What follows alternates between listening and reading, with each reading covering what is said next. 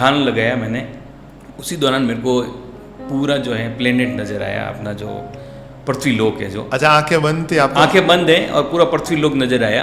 जी। और मैं पृथ्वी से कई गुना बड़ा हूँ और धरती जो है वो बहुत छोटी सी एक टेनिस बॉल की तरह है।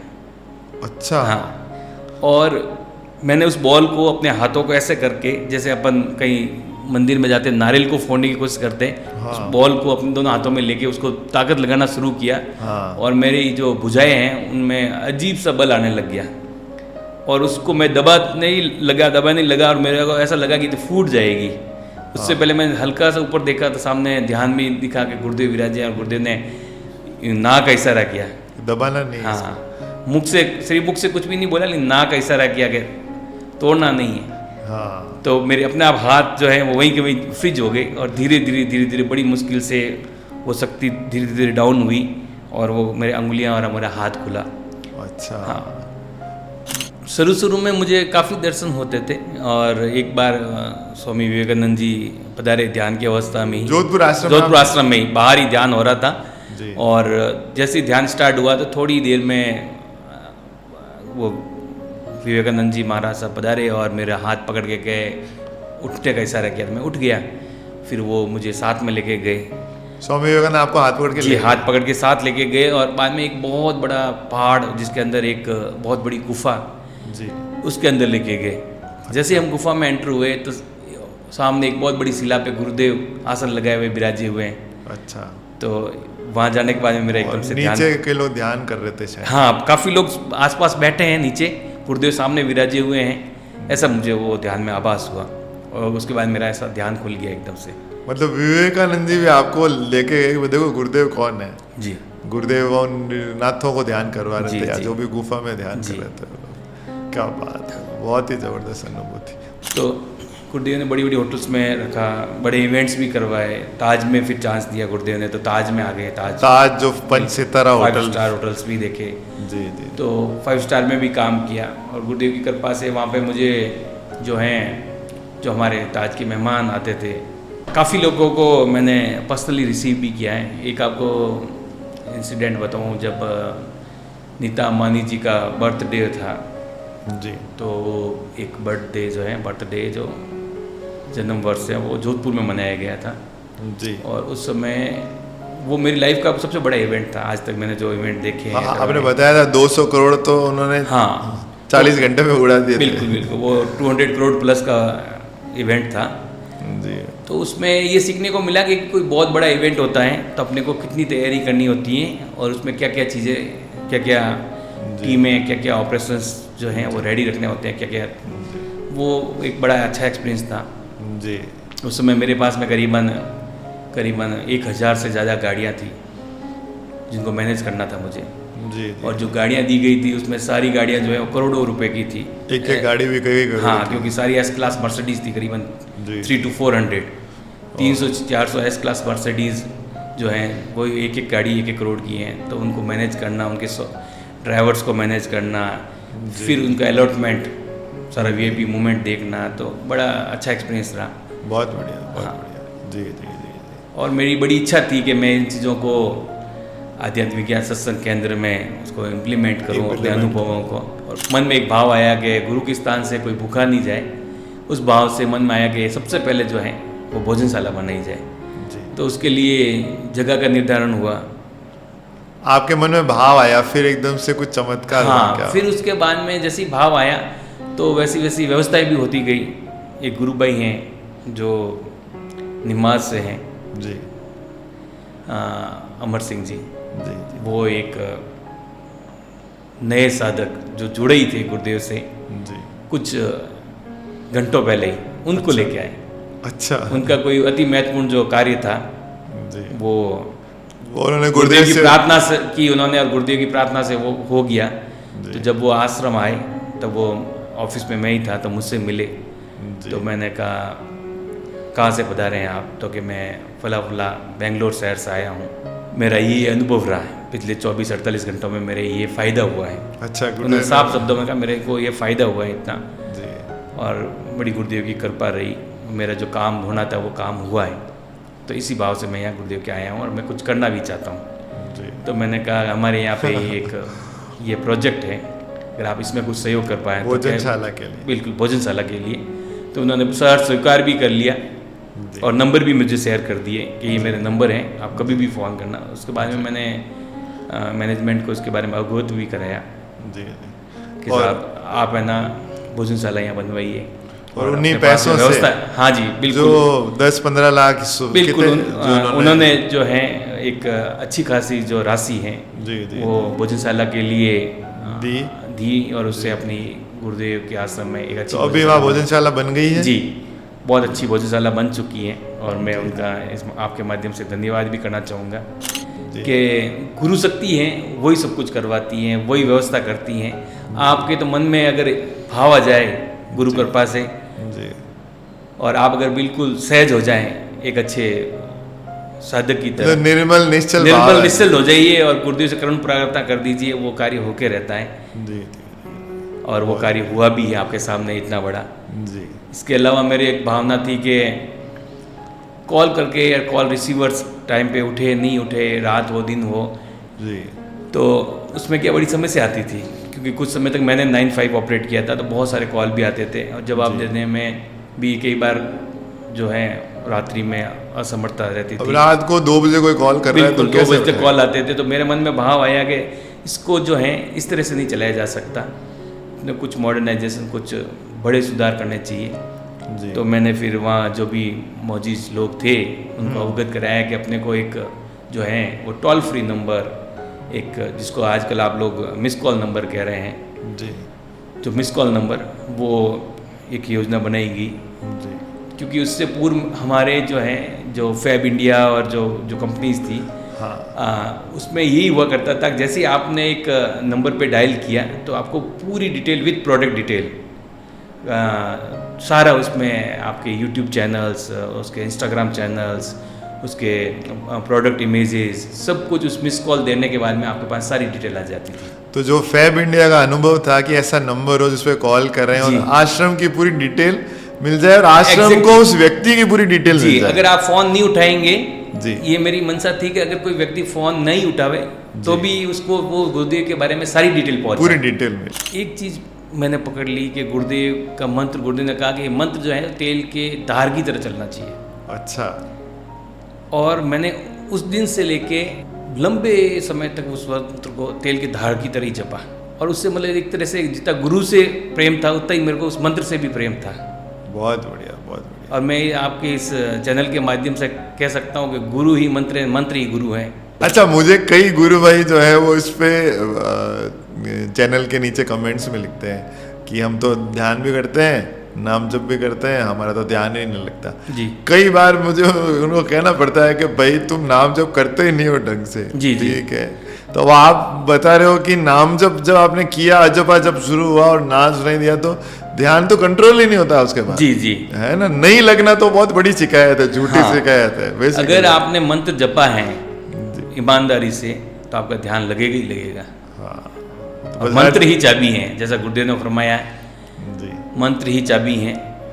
मंत्र जपा है तो ध्यान लगेगा ही लगेगा। आपने मंत्र नहीं जपा है और 2 समय ध्यान में बैठ गए तो कोई गारंटी नहीं कि आपका ध्यान लगेगा, लेकिन आपने मंत्र जपा है तो इसकी 100% गारंटी कि ध्यान लगेगा।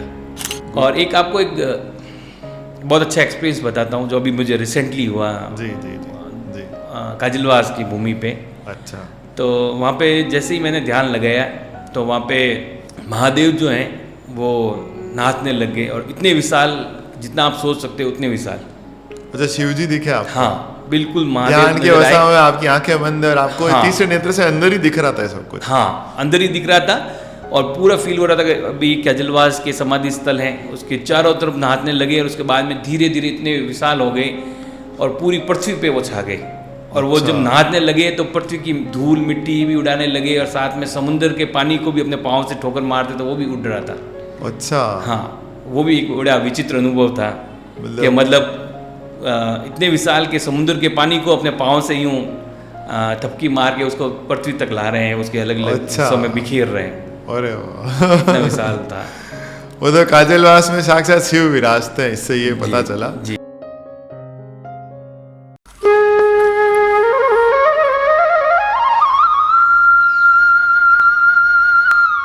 तो हमारे सभी दर्शकों को वापस से जय गुरुदेव। आज हम एक बहुत ही मतलब क्या कहूँ मैं, जिनका दिल सोने का है और बहुत ही हृदय के जो निकट गुरु भाई हैं श्री सूरजपाल सिंह जी। तो गुरुदेव की असीम कृपा से आज बहुत समय से निवेदन कर रहा था उनको मैं कि वो पधारें और अपने जो दिव्य अनुभव है जीवन भर के वो शेयर करें हमारे साधकों के साथ। तो आज दादा गुरुदेव की और गुरुदेव की कृपा से आज आ ही गए वो फाइनली। तो आज पिंडसा से मतलब अच्छे से, वैसे हम घर में इनको पिंडसा बोलते हैं और वैसे नाम है सूरजपाल सिंह जी राठौड़। बहुत ज़बरदस्त आपका अनुभव रहा है गुरुदेव के जो है इस कार्यकर्ता के रूप में आध्यात्म विज्ञान सत्संग केंद्र के इस मिशन में। इसके अलावा आप जो है 5 स्टार होटल्स में आपने काफ़ी लंबे समय तक काम किया, एज ए मैनेजर रहे। तो बहुत ही जिम्मेदारी की पोस्ट इन्होंने संभाली, जो भारत के सबसे बेहतरीन मोस्ट इलीट जो होटल्स हैं, जैसे ताज ग्रुप ऑफ होटल्स हैं, टाटा का 5 स्टार होटल चलाता है ताज ग्रुप है।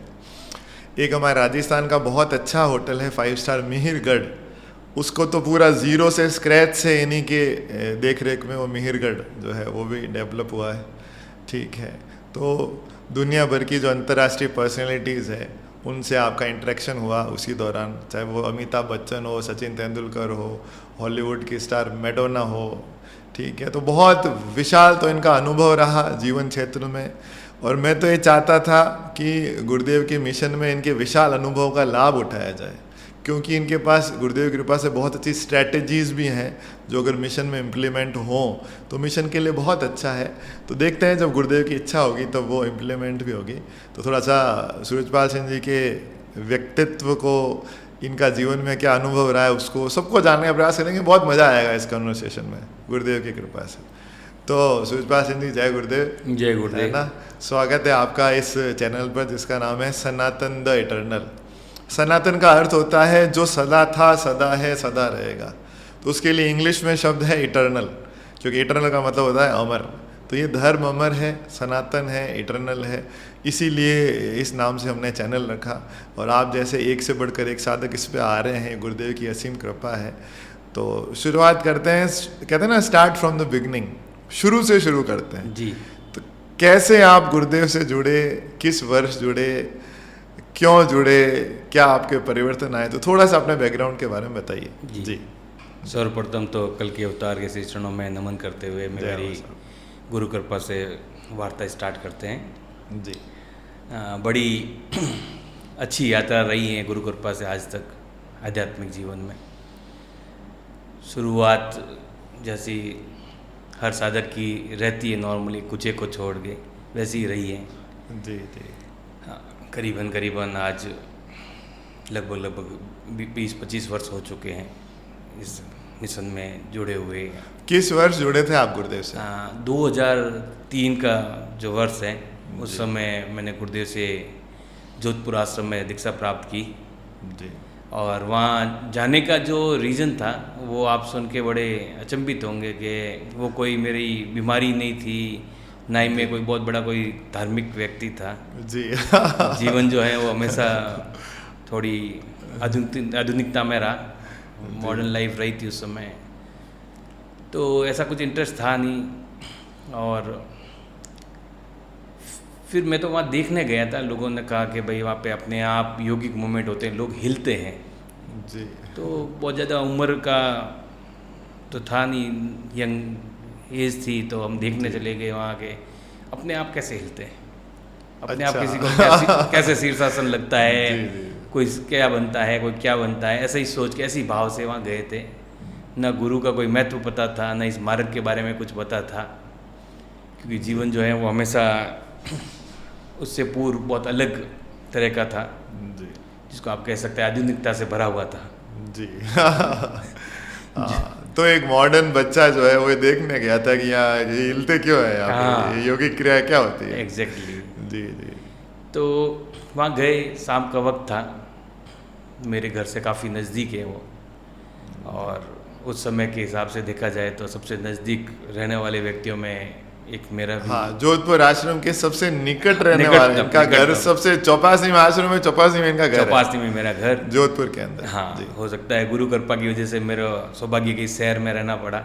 जी वरना मेरे पिताजी की सारी स्टडी जो है उदयपुर हुई, उनकी जॉब फॉरेस्ट में वहाँ लगी, लेकिन सारा वहाँ से सब कुछ हट के सेटअप वेटअप सब कुछ जॉब वॉब छोड़ के हम जोधपुर आए जी और जोधपुर में मेरी एजुकेशन हुई और फिर गुरुदेव से साक्षात्कार हुआ, मिलना हुआ, दर्शन प्राप्त हुए। तो लगभग 2003 में आप जो 3 है से। वो गुरुदेव से जुड़ जी, गए। जानकारी उससे पूर्व में भी थी, जी लेकिन जुड़ना जिसको कहते हैं दीक्षा जी प्राप्त करना, वो 2003 में ही प्राप्त हुई गुरुदेव के श्रीमुख से। जो है वो जी गुरु का जो दिया हुआ मंत्र है वो प्राप्त हुआ मंत्र प्राप्त। और उसको जपना शुरू किया। बहुत बढ़िया, बहुत बढ़िया।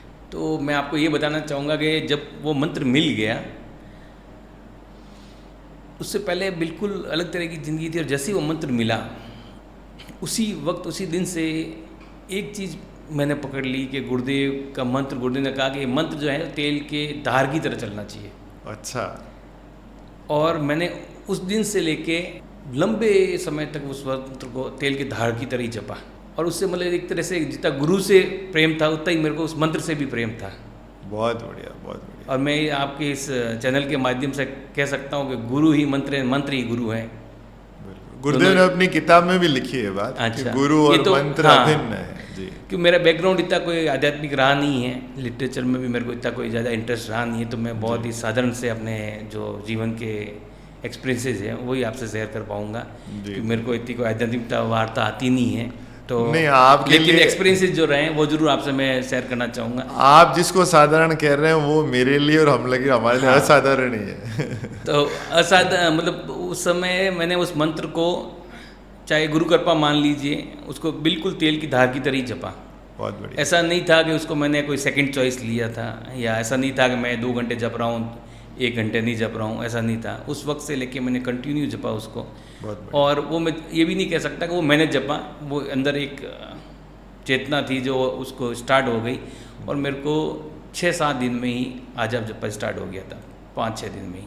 जो गुरुदेव कहते थे कि आपको जब इसको एक अच्छी स्पीड से जपेंगे, गुरुदेव कहते 15-20 दिन लगेंगे, लेकिन हाँ, उनकी मेरे को कृपा से 6-7 दिन में ही आजाद जपा की स्टेज आ गई थी, जिसमें वो मंत्र जब मैं रात को पानी पीने उठता या बाथरूम जाता, जी। तो जैसे ही मैं उठता कोई भी रीजन से नींद में से, तो वो कंटिन्यू चलता वो रहता, चल रहा होता कंटिन्यू अंदर से चलता रहता और उसकी आवाज़ भी सुनाई देती मेरे को अंदर चल रहा है। और मैं मन ही मन हर्षित भी होता कि अब देखो मैं तो, मेरे को तो जपना ही नहीं पड़ रहा है, ये तो अपने आप अपनी ऑटो स्पीड पे आ गया है। ऑटोमेटिक। फिर भी मैंने उस मंत्र को छोड़ा नहीं, फिर भी मैं उसको जपता रहा और लगभग 1-1.5 महीने में ही मुझे नाद सुनाई देने लग गया। जी जी। तो नाद के बारे में गुरुदेव बताते रहते थे, लेकिन जब तक वो अनुभव नहीं हो तब तक अपने को पता नहीं चलता है। और एक्सपीरियंस तो मैं जैसे आपको बता चुका हूँ, कुछ था नहीं अध्यात्म का।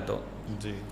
तो मैं बाहर पौधों को पानी पिला रहा था, शाम का वक्त था। अच्छा, ये जोधपुर आश्रम की घटना है? नहीं, ये मैं घर के अच्छा, आगे, आपके घर? हाँ, घर के आगे की वो घटना जोधपुर है। आश्रम वाली घटना का अपन बाद में उल्लेख करेंगे। गुरुदेव आपका हाथ पकड़ के ले गए, पौधे वौधे थे, हाँ, वो बात कल्प की बात- वृक्ष हाँ, दिखाया गुरुदेव ने, वो बाद में एक बात हाँ, करेंगे। तो जी। घर के आगे जो गमले लगे हुए थे, जो प्लांट लगे हुए थे, उनको मैं पानी पिला रहा था, शाम का वक्त था। जी। और अचानक से एकदम से एक जैसे स्पार्क होता है वैसे कान में एकदम स्पार्क हो गया, वो झिंगुर की आवाज़ एकदम से तेज गति से रात को जो झिंगुर बोलते हैं, एग्जैक्टली वैसी आवाज़। एग्जैक्टली झिंगुर की आवाज़, जो सन्नाटे में या जंगल में आप दोपहर के समय जाते हैं, जी। उस तरह की आवाज़ मेरे को सुनाई देती है। तो वो एकदम से तेज़ सुनाई दी, तो मुझे यूँ लगा कि कोई मोटर की आवाज़ है या किस चीज़ की आवाज़ है, या जैसे रेडियो ट्यून करते हैं उस तरह की आवाज़ है, क्या है। लेकिन मेरे को इसकी जानकारी थी कि गुरुदेव ने बताया था कि नाद सुनाई देता है। बहुत बढ़िया। तो मैंने देखा यहाँ आवाज़ आ रही, तो मैं घर के अंदर चला गया, तो भी आवाज़ आ रही थी। मैंने कहा, अभी भी कोई आसपास ऐसी मशीनरी की आवाज़ हो सकती है, किसी का घर्षण हो सकता है। तो मैं छत पे चला गया ये देखने के लिए कि आवाज़ वहाँ पे भी आती है क्या।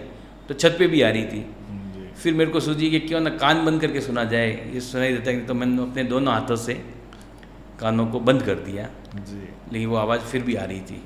फिर उस दिन से गुरु कृपा से नाद सुनाई देने लग गया। तो मैं आपको रोकूंगा, हमारे जो साधक हैं उनको मैं बताना चाहूँगा, जिसको नाद कहा है उसका पूरा नाम है अनहद नाद।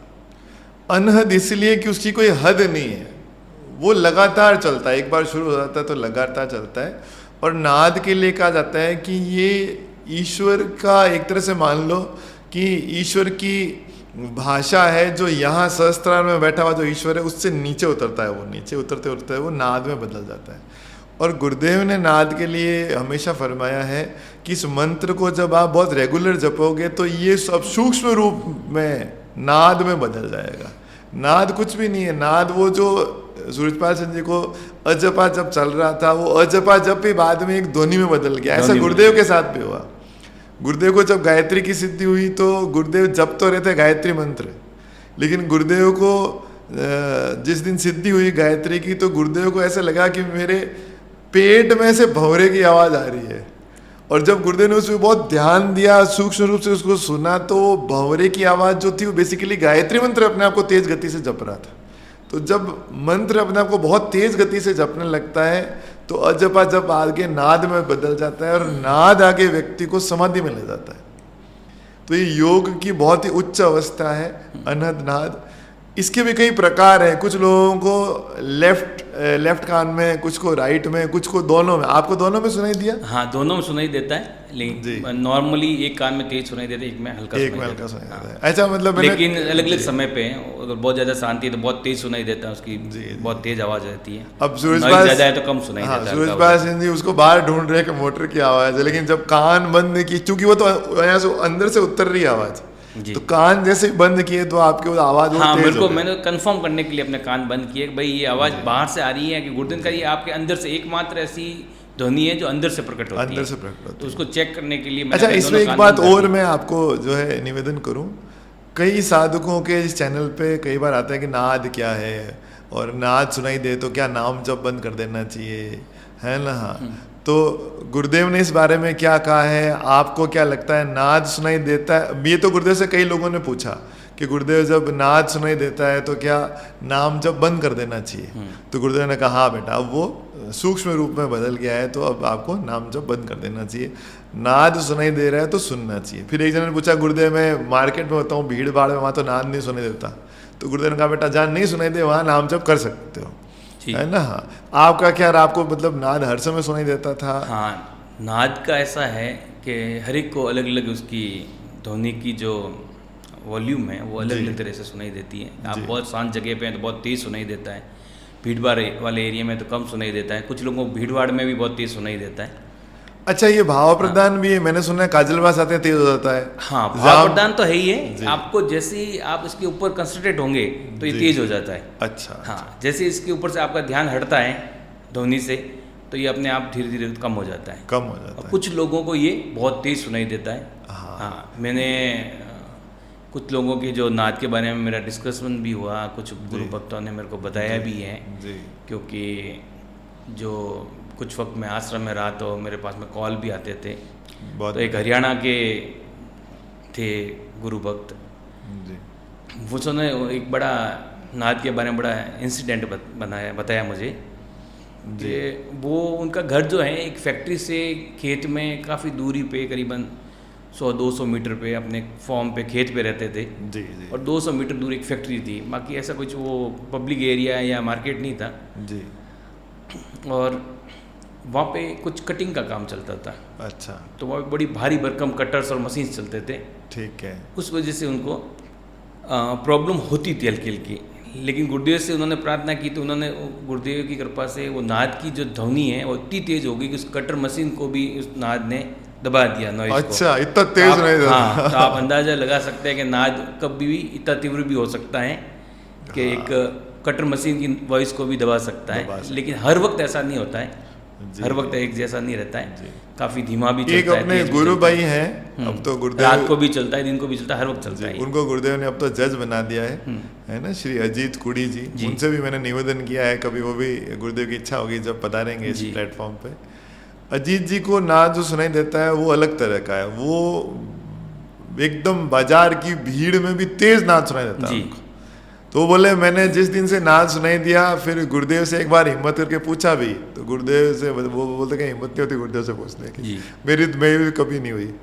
तो गुरुदेव ने कहा बेटा अब बंद कर दो मंत्र को। तो बोले मैंने उस दिन से आज तक मंत्र जपा नहीं है, क्योंकि मुझे तो हर समय सुनाई देता है।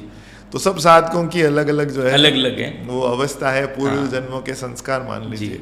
तो ये आपका पहला परिवर्तन आया दीक्षा लेते ही, आपका जपा जब शुरू हुआ और फिर जो जिस अनंतनाथ की दिव्य अवस्था की गुरुदेव की कृपा जी, से जी। वो है जो आपको प्राप्त हुई।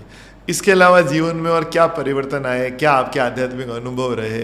एक दो अनुभव तो जैसे आपको वो शिव जी दिखे थे हाँ, वो नाद का तो आपने जैसे पूछ लिया, जी। तो मैं थोड़ा बिगनिंग से ही आपको बताऊंगा कि जी शुरुआत से आपको बताता हूँ कि जैसे ही गुरुदेव से जुड़े 2003 से, उसके बाद में रेगुलर आश्रम आना जाना स्टार्ट हो गया, प्रारंभ हो गया। जी और मंत्र तो जैसा मैंने आपको बताया था कि वो तेल की धार की तरह चल ही रहा था। तो कई बार कहते हैं कई लोग कि ध्यान नहीं लगता, ध्यान नहीं लगता। तो थोड़ा सा मैं यहाँ एक चीज़ बताना चाहूँगा कि आप अगर मंत्र के ऊपर कंसंट्रेट रहे, जैसे गुरुदेव ने फरमाया है कि मंत्र ही चाबी हैं, तो आपका ध्यान भी लगेगा और जो आप सोच रहे हैं, जो गुरुदेव ने फरमाया, वो सब कुछ आपको जीवन में प्राप्त होगा। जी जी आध्यात्मिक जीवन की आपकी यात्रा बहुत सुगम और बहुत अच्छी चलेगी और आगे की तरफ बढ़ेंगी इस यात्रा में। बहुत बढ़िया। तो जब मंत्र तेज चलता है तो मंत्र आपको ध्यान पूर्व में लगा देता है। पूर्व में कैसे लगा देता है? जैसे हम घर से निकले, जब मैं घर से निकलता था तो आश्रम जब 200-300 मीटर दूर रहता था, तो उस वक्त नाद की ध्वनि जो है वो अचानक से बहुत तेज़ हो जाती थी।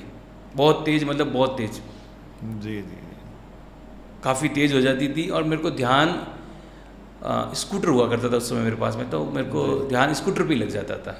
अब ये अच्छा। बड़े अचंभे की बात मानेंगे आप कि चलते स्कूटर पे ध्यान लगता था और चलाने वाला भी मैं, ये भी नहीं कि वो पीछे बैठा था। जी जी हाँ, जी। चलाने वाला भी मैं ही होता था, लेकिन चलते स्कूटर पे ही ध्यान लगता था।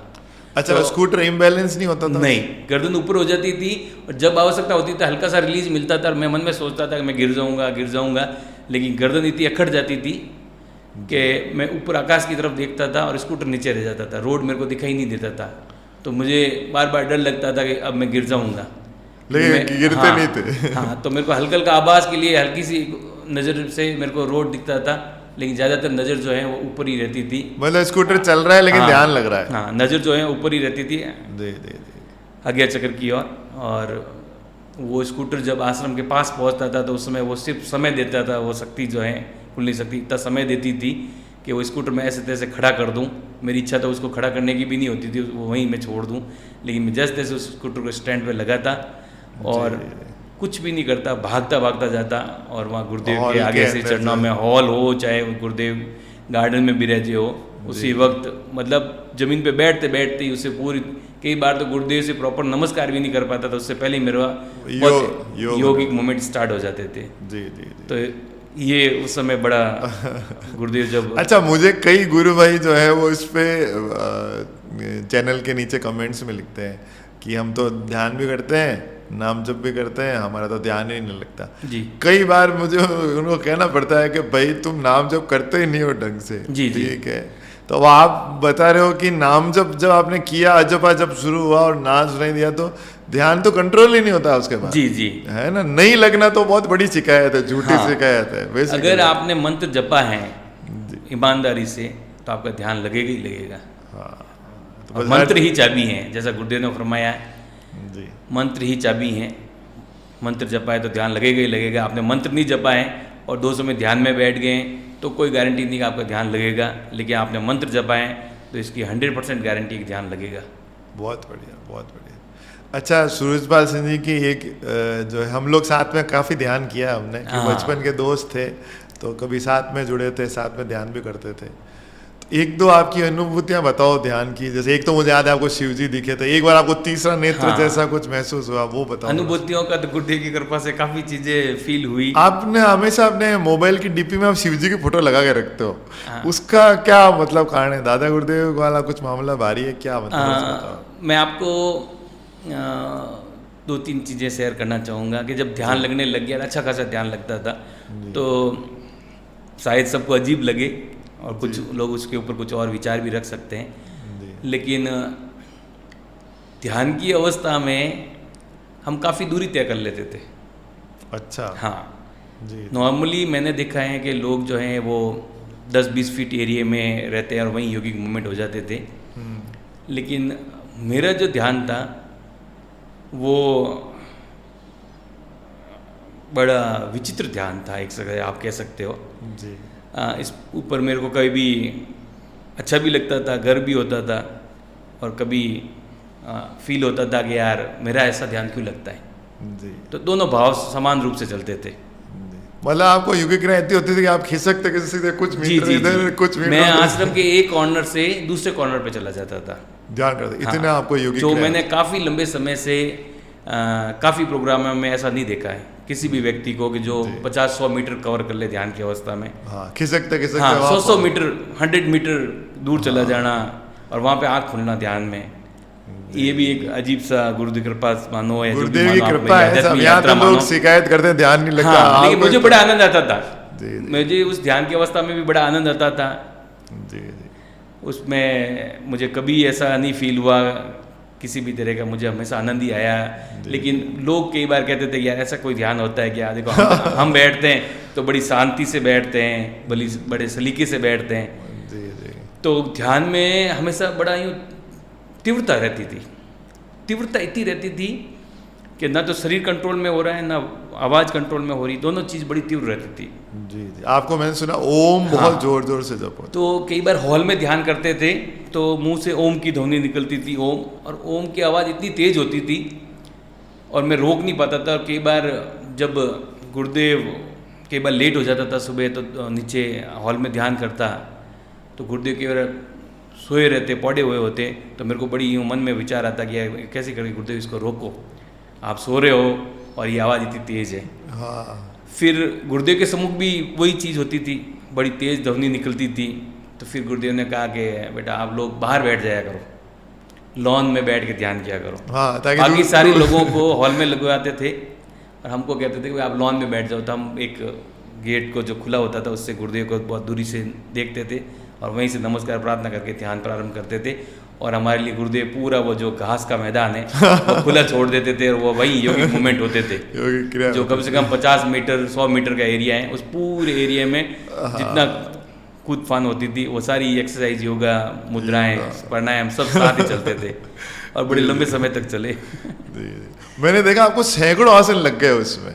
जी जी आपको पता है बहुत सारे आसन लगे और बहुत शक्ति का भी अनुभव हुआ, अपार शक्ति का भी अनुभव हुआ ध्यान में। जी जी हाँ, अपार शक्ति का अनुभव हुआ। हमेशा गुरुदेव की तरफ जाने का बड़ा रहता था, फिजिकली जाने का रहता था, तो अपने आप को कंट्रोल करते थे, बॉडी अपने आप मूव करती थी गुरुदेव की तरफ। तो बहुत सारे लोग बैठे होते थे तो खुद को रोक के रखते थे, कैसे करके ध्यान खोलने की कोशिश करते थे, आँखों को मसल के अपने आप को रोकते थे, इतने लोग बैठे हैं क्या सोचेंगे, ऐसे मन के विचार हुआ करते थे। लेकिन शक्ति अपने जो है वो करवा के रहती थी, ज़बरदस्ती भी जैसे कहता आपके उसके ऊपर आपका कोई नियंत्रण नहीं रहेगा, तो वैसा ही होता था।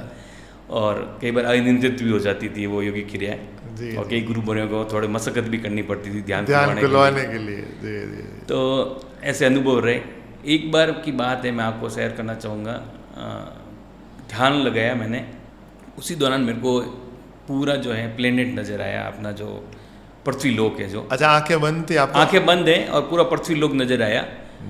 और मैं पृथ्वी से कई गुना बड़ा हूँ और धरती जो है वो बहुत छोटी सी टेनिस बॉल की तरह है। अच्छा हाँ, और मैंने उस बॉल को अपने हाथों को ऐसे करके, जैसे अपन कहीं मंदिर में जाते नारियल को फोड़ने की कोशिश करते हैं, उस बॉल को अपने दोनों हाथों में लेके उसको ताकत लगाना शुरू किया। और मेरी जो भुजाएं हैं उनमें अजीब सा बल आने लग गया और उसको मैं दबा नहीं लगा और मेरे को ऐसा लगा कि तो फूट जाएगी। उससे पहले मैंने हल्का सा ऊपर देखा तो सामने ध्यान में दिखा कि गुरुदेव विराजे और गुरुदेव ने ना का इशारा किया, दबाना नहीं। हाँ, मुख से सिर्फ मुख से कुछ भी नहीं बोला, लेकिन ना का इशारा किया कि तोड़ना नहीं है। हाँ तो मेरे अपने आप हाथ जो है वो वहीं के वहीं फ्रिज हो गए और धीरे धीरे बड़ी मुश्किल से वो शक्ति धीरे धीरे डाउन हुई और वो मेरे अंगुलियां और मेरा हाथ खुला। अच्छा हाँ, मतलब क्या अनुभूति हाँ। है, आप धरती से विशाल हो गए, धरती आपके हाथ में थी और आप उसको दबाने वाले थे, सामने अंतरिक्ष में खड़े हुए गुरुदेव ने आपको मना के नहीं बेटा दबाना नहीं है। ये सब जीव जंतु उसके अंदर मुझे पूरा जो है ये जो पृथ्वी लोक है वो एक गेंद की तरह ही नजर आया। खाली नजर ही नहीं आया, वो मेरे हाथों में आ गया। अरे वाह। और मैंने उसको तोड़ने की कोशिश की और जब मैंने उस मेरे अंदर से भाव उत्पन्न हुए कि इसको मैं तोड़ दूं, उसको मतलब बिल्कुल एक मतलब चूरमा कर दूं, जैसे अपन एक बाटी का करते हैं, हाँ। वैसा कर दूं, ऐसा भाव आया मेरा। अच्छा। और जैसे ही मैं करने ही वाला था तब एकदम गुरुदेव ने इशारा किया, और उससे पूर्ण जो मेरे जो भुजाओं में और मेरे शरीर में जो शक्ति जो आई, उसका मैं आपको बयान नहीं कर सकता कि उस समय कितना अपार बल था वो। उसके कुछ ही दिनों बाद में गुरुदेव ने कहा कि मैं जो है, मैं मेरे शिष्यों की शक्तियाँ जो हैं वो नियंत्रित करता हूँ। अच्छा। हाँ, मैं उनको अपार बल नहीं देता हूँ। हाँ, अरे अगर मैं उनको अपार बल दे दूं तो पता नहीं क्या करते हैं। तो वो विध्वंस कर सकते हैं, उन शक्तियों का दुरुपयोग भी कर सकते हैं। अच्छा। हाँ, कुछ ही समय बाद में फिर मेरे को ये एहसास हो गया कि गुरुदेव जो हैं अपने शिष्यों को शक्ति तो प्रदान करते हैं, लेकिन उनका आभास नहीं होने देते हैं, उनको महसूस नहीं करने देते कि उसमें कितनी ताकत है या कितनी शक्ति है और वो क्या कर सकता है। जो ऐसी शक्ति दे सकता है वो खुद कौन है फिर? वो गुरु कौन है फिर? वो भगवान के अलावा कोई हो ही नहीं सकता। बिल्कुल। जो शिष्य को ऐसा बलशाली बना दे कि धरती उसकी गोद में है, तो वो तो कौन हो सकता है? परमात्मा के अलावा तो कोई नहीं हो सकता। और उस दिन मेरा ध्यान खुलने के बाद में भी कई घंटों तक जो है उस बल का मेरे को एहसास होता रहा, कई घंटों तक। जी जी जी, कि मैं बहुत बलशाली। हाँ, कई घंटों तक होता रहा, और मेरे शरीर में, मन में एक अजीब सी जो है वो शक्ति, जो रीढ़ की हड्डी है उसमें से एक अपार शक्ति प्रवाहित हो रही है मेरे भुजाओं तक, और मुझे हर चीज़ ऐसी लगती थी जैसे मैं कुछ करूँगा तो वो बहुत आसानी से कर सकता हूँ मैं। जी जी। जो चारों तरफ जो बड़े बड़े मल्टी स्टोरीज बिल्डिंग्स हैं, उनके लिए भी मेरे अलग भाव आ रहे थे, पूरे आसपास के जो वातावरण था उसके लिए भी अलग भाव आ रहे थे कि मतलब ये तो कुछ भी नहीं है। जो अपने शास्त्रों में है कि हनुमान जी के पास ऐसी शक्ति थी राम नाम जपने से, जी, वो बड़े बड़े पेड़ों को पकड़ के उखाड़ देते थे। जी। वो आपको प्रैक्टिकल महसूस हुई कि वास्तव में योगी भक्त जो होता है जी। उसको भगवान चाहे तो वैसी शक्ति दे सकते हैं। बिल्कुल बिल्कुल बिल्कुल एहसास करवाया गुरुदेव ने। और मैं आपको ये बताना चाहूँगा कि वो शक्ति सिर्फ पेड़ों के लिए नहीं थी। एक पेड़ तो मैं उस समय जो मेरे को एहसास हुआ उस हिसाब से मतलब कुछ भी नहीं था। एक वृक्ष को या एक बिल्डिंग को हिलाना तो बहुत नॉर्मल चीज़ बताऊँगा मैं आपको। मतलब वो तो शक्ति का तो एहसास ऐसा था कि मतलब ध्यान खुलने के बाद में भी वो कई घंटों तक उसका एहसास रहा मेरे में। तो कुंडलिनी तो जगत जननी है, ब्रह्मांड को बनाने वाली वो माँ है। एक तो ये अनुभूति हुई आपकी, और कुछ दो तीन अनुभूतियाँ बताइए। और अनुभूति फिर ध्यान जो है वो धीरे धीरे धीरे गहरा होता गया, शांत होता गया। योगिक क्रियाएं धीरे धीरे कम हो गई फिर आप? हाँ, योगिक मूवमेंट धीरे धीरे कम होते गए। फिर गहराई जो आवश्यकता थी, जैसी शरीर में जो भी प्रॉब्लम्स थी या कुछ भी, जो उस हिसाब से योगिक मूवमेंट होते थे जी। बाकी अनावश्यक नहीं होते थे। और इतने भारी भरकम आभास नहीं होते थे शक्ति के जिससे आप उसका कुछ दुरुपयोग कर सको। और उसके बारे में गुरुदेव ने बहुत सहज भाव से बोल भी दिया कि मैं उनका जो है उसको एहसास नहीं होने देता हूँ कि वो कितना शक्तिशाली है। जी जी। और ये चीज़, इस तरह की चीज़ मेरे को कई बार फील हुई।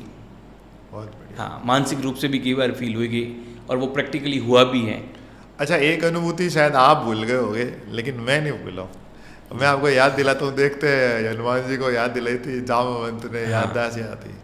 आप जोधपुर आश्रम में ध्यान कर रहे थे और आपको ध्यान में स्वामी विवेकानंद दिखे थे जी, गेट पे, और वो आपको हाथ पकड़ के कहीं ले गए थे। जी जी। वो एक बार अनुभूति बता दीजिए, क्योंकि मुझे विवेकानंद जी से बहुत प्रेम है। हाँ, शुरू में मुझे काफ़ी दर्शन होते थे, और एक बार स्वामी विवेकानंद जी पधारे ध्यान की अवस्था में ही, जोधपुर आश्रम में ही बाहर ही ध्यान हो रहा था।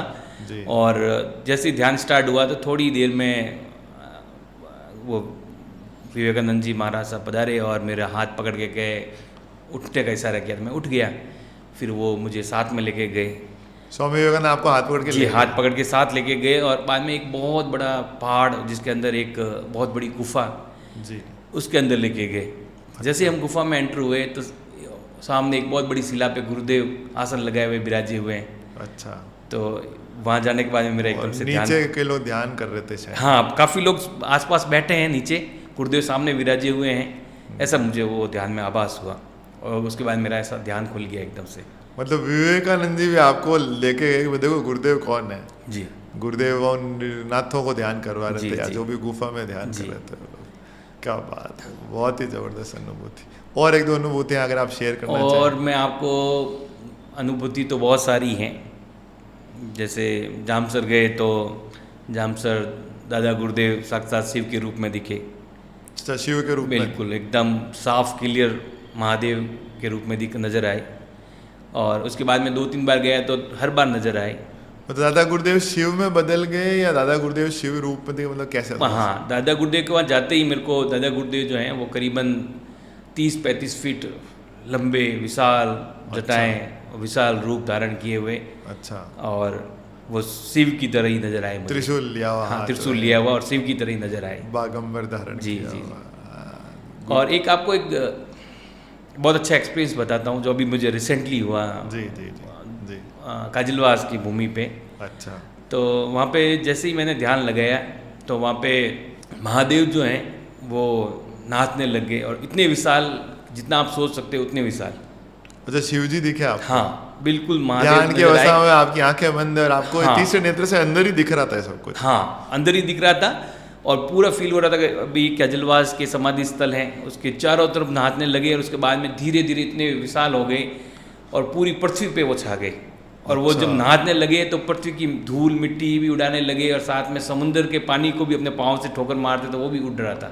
अच्छा, हाँ, वो भी एक बड़ा विचित्र अनुभव था कि मतलब इतने विशाल के समुद्र के पानी को अपने पाँव से यूं थपकी मार के उसको पृथ्वी तक ला रहे हैं, उसके अलग अलग हिस्सों में बिखेर रहे हैं। अरे इतना विशाल था वो तो काजलवास में साक्षात शिव विराजते हैं, इससे ये पता चला। जी जी। तो हमारे साधकों को भी मैं बताना चाहूँगा इस बारे में। गंगाई नाथ जी महाराज जो गुरुदेव के गुरु हैं, उनके गुरुओं की समाधि है पाली जिले में, एक जगह है काजलवास। आप सोजत जा सकते हैं, मेन हाईवे पर सोजत है, सोजत से आपको रोड साइड में जाएगी सिरियारी के लिए, और सिरियारी से आप किसी को भी पूछ लीजिए काजलवास का रास्ता कहाँ है, डिंगोर पे होते हुए आप काजलवास जा सकते हैं। वहाँ नाथों की जीवित समाधियाँ हैं, गुरुदेव के गुरु दादा गुरुदेव के गुरु भावनाथ जी की, और भी बड़े बड़े नाथ योगी वहाँ, जैसे धुंधला धर्मनाथ जी, 2 गुरु शिष्य की एक साथ समाधि है। ब्रह्मांड के सबसे चेतन स्थानों में से एक जगह जो है वो काजलवास। तो वहाँ सूरजपाल सिंह जी को भगवान शंकर नाचते हुए दिखे, उन समाधियों के चारों तरफ नाच रहे थे और फिर विराट हो गए।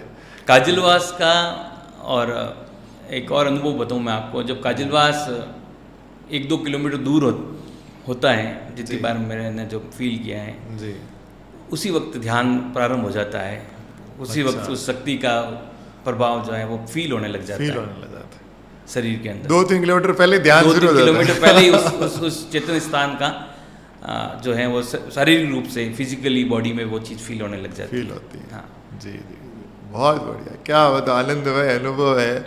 गुरुदेव की लीला अपरंपार है। दादा गुरुदेव भोलेनाथ जो है साक्षात, जोड़ी भी कितनी शानदार है। देखो आप, एक जटाजूट धारी सन्यासी, एकदम त्रिशूल त्रिशूल बागंबर लिए हुए भगवान शंकर, और एकदम क्यूट से भगवान विष्णु, क्लीन से एकदम गुरुदेव, मॉडर्न चश्मा वश्मा लगाए हुए। तो हरि हर का है इनको, एक तरफ हरि है, एक तरफ हर है, और दोनों ही आ गए अब कलयुग को करके और अगले युग में मानव जाति को ले जाने के लिए। एक आपकी अनुभूति, और मैं लास्ट अपन डिस्कस करते हैं, फिर हम थोड़ा और आगे बढ़ेंगे जी। आपको एक बार तीसरे नेत्र की कुछ अनुभूति हुई थी? हाँ हाँ, वो भी आपको एक शेयर करूँगा कि बड़ी विचित्र अनुभूति थी वो तो। जी, मैं ध्यान में बैठा, और जहाँ गुरुदेव हमेशा फरमाते हैं कि आज्ञा चक्र पे, यहाँ पे जहाँ तिलक लगाते हैं, जहाँ तिलक लगा देना, शिव का तीसरा नेत्र होता है, वहाँ ध्यान कीजिए। तो मैं ध्यान कर ही रहा था नॉर्मली, जैसे हमेशा करते हैं वैसे ही, और अचानक से यहाँ से जो है वो क्रैक आना शुरू हो गया, और ये चीज़ जगह जो है वो फटनी शुरू हो गई। अच्छा, यहाँ से तीसरा नेत्र हाँ, खुल। तो काफ़ी वर्षों पहले पूर्व की बात है। तो जैसे ये क्रैक आके फटनी शुरू हुई और उसमें से एक आँख निकलने लगी। अच्छा, तो मैं इतना डर गया कि मैंने अपने पूरा ध्यान छोड़ के, ध्यान खोल नहीं पाया, लेकिन फिर भी मैंने अपने हाथों से उस जगह को एक घाव की तरह भरना शुरू किया, उसके ऊपर हाथ रखना शुरू किया कि कैसे करके वो फिलअप हो जाए। अच्छा, तीसरा नेत्र। लेकिन वो रुका नहीं, और वो खुल के ही रहा, पूरा ओपन होके ही रहा। अच्छा, ऐसी ये एक अजीब सा अनुभव था। मतलब गुरुदेव तो कहते हैं फिर भी मुझे ऐसा लगा उस समय कि ध्यान में ऐसा लगा कि भाई ये ध्यान में हुआ होगा। जब मैं उठा उसके बाद में मैंने जब कांच में देखा तो मेरे जो है आज्ञा चक्र की जो जगह है वो बिल्कुल काली और हल्की सी लाल पड़ चुकी थी और बहुत गर्म हो चुका था वो जगह। हाँ, नहीं वैसे गुरुदेव कहते भी हैं तीसरा नेत्र अंदर की तरफ तो खुलता ही है। हाँ। जैसे ही गुरुदेव दीक्षा देते हैं, कुंडलिनी जैसे ही जागृत हुई, योग शुरू हुआ, वैसे ही ये तीसरा नेत्र अंदर की तरफ खुल जाता है। और गुरुदेव ये भी कहते हैं जब तक ये तीसरा नेत्र नहीं खुलेगा, न ध्यान है, न योग है, न मोक्ष है, न दोष है, कुछ भी नहीं है। तो ये खुले बिना आप अंदर नहीं जा सकते। ये 10वां द्वार है, दिव्य ज्योति, आत्मा यहाँ विराजती है। बाकी जो मल मूत्र और ये कान नाक और मुंह ये जो द्वार है ये बाहर की तरफ है, ये एग्जिट है, बाहर निकलने का एंट्रेंस यही है। इस Entrance। अगर शरीर में पूरा ब्रह्मांड है, यथा पिंड से ब्रह्मांड, और इस ब्रह्मांड की आपको यात्रा करनी है तो एंटर तो यहीं से हो पाओगे। तो ये अंदर की तरफ गुरुदेव की कृपा से खुलता है, आपको तो और भी दिव्य अनुभूति हुई। हाँ। और शिव जी की फोटो में तीसरा नेत्र बताते हैं तो वैसा कुछ आपको वैसा feel फील हुआ। हुआ बिल्कुल। बहुत बढ़िया। तो ये हमने थोड़े थोड़े आपके आध्यात्मिक अनुभव, वैसे बहुत लंबी सूची है, हाँ। आप चाहो जितने बता सकते हो। अब थोड़ा सा एक दूसरे पार्ट की तरफ चलते हैं। भौतिक जीवन में आपने बताया गुरुदेव से जुड़ने के बाद बहुत ऊंचाइयां आपने देखी, बड़ी बड़ी 5 स्टार होटल से लगा करके, कईयों को मैनेज करने से लगा करके। तो उस पक्ष की ओर थोड़ा बताइए, गुरुदेव किधर ले गए आपको जीवन में? हाँ, गुरुदेव जो हैं वो हर वक्त साथ रहते हैं और उनको हर चीज़ पता होती है, क्या सही है क्या गलत है वो भी पता होता है उनको। तो उस हिसाब से वो साधक को मूव करते हैं।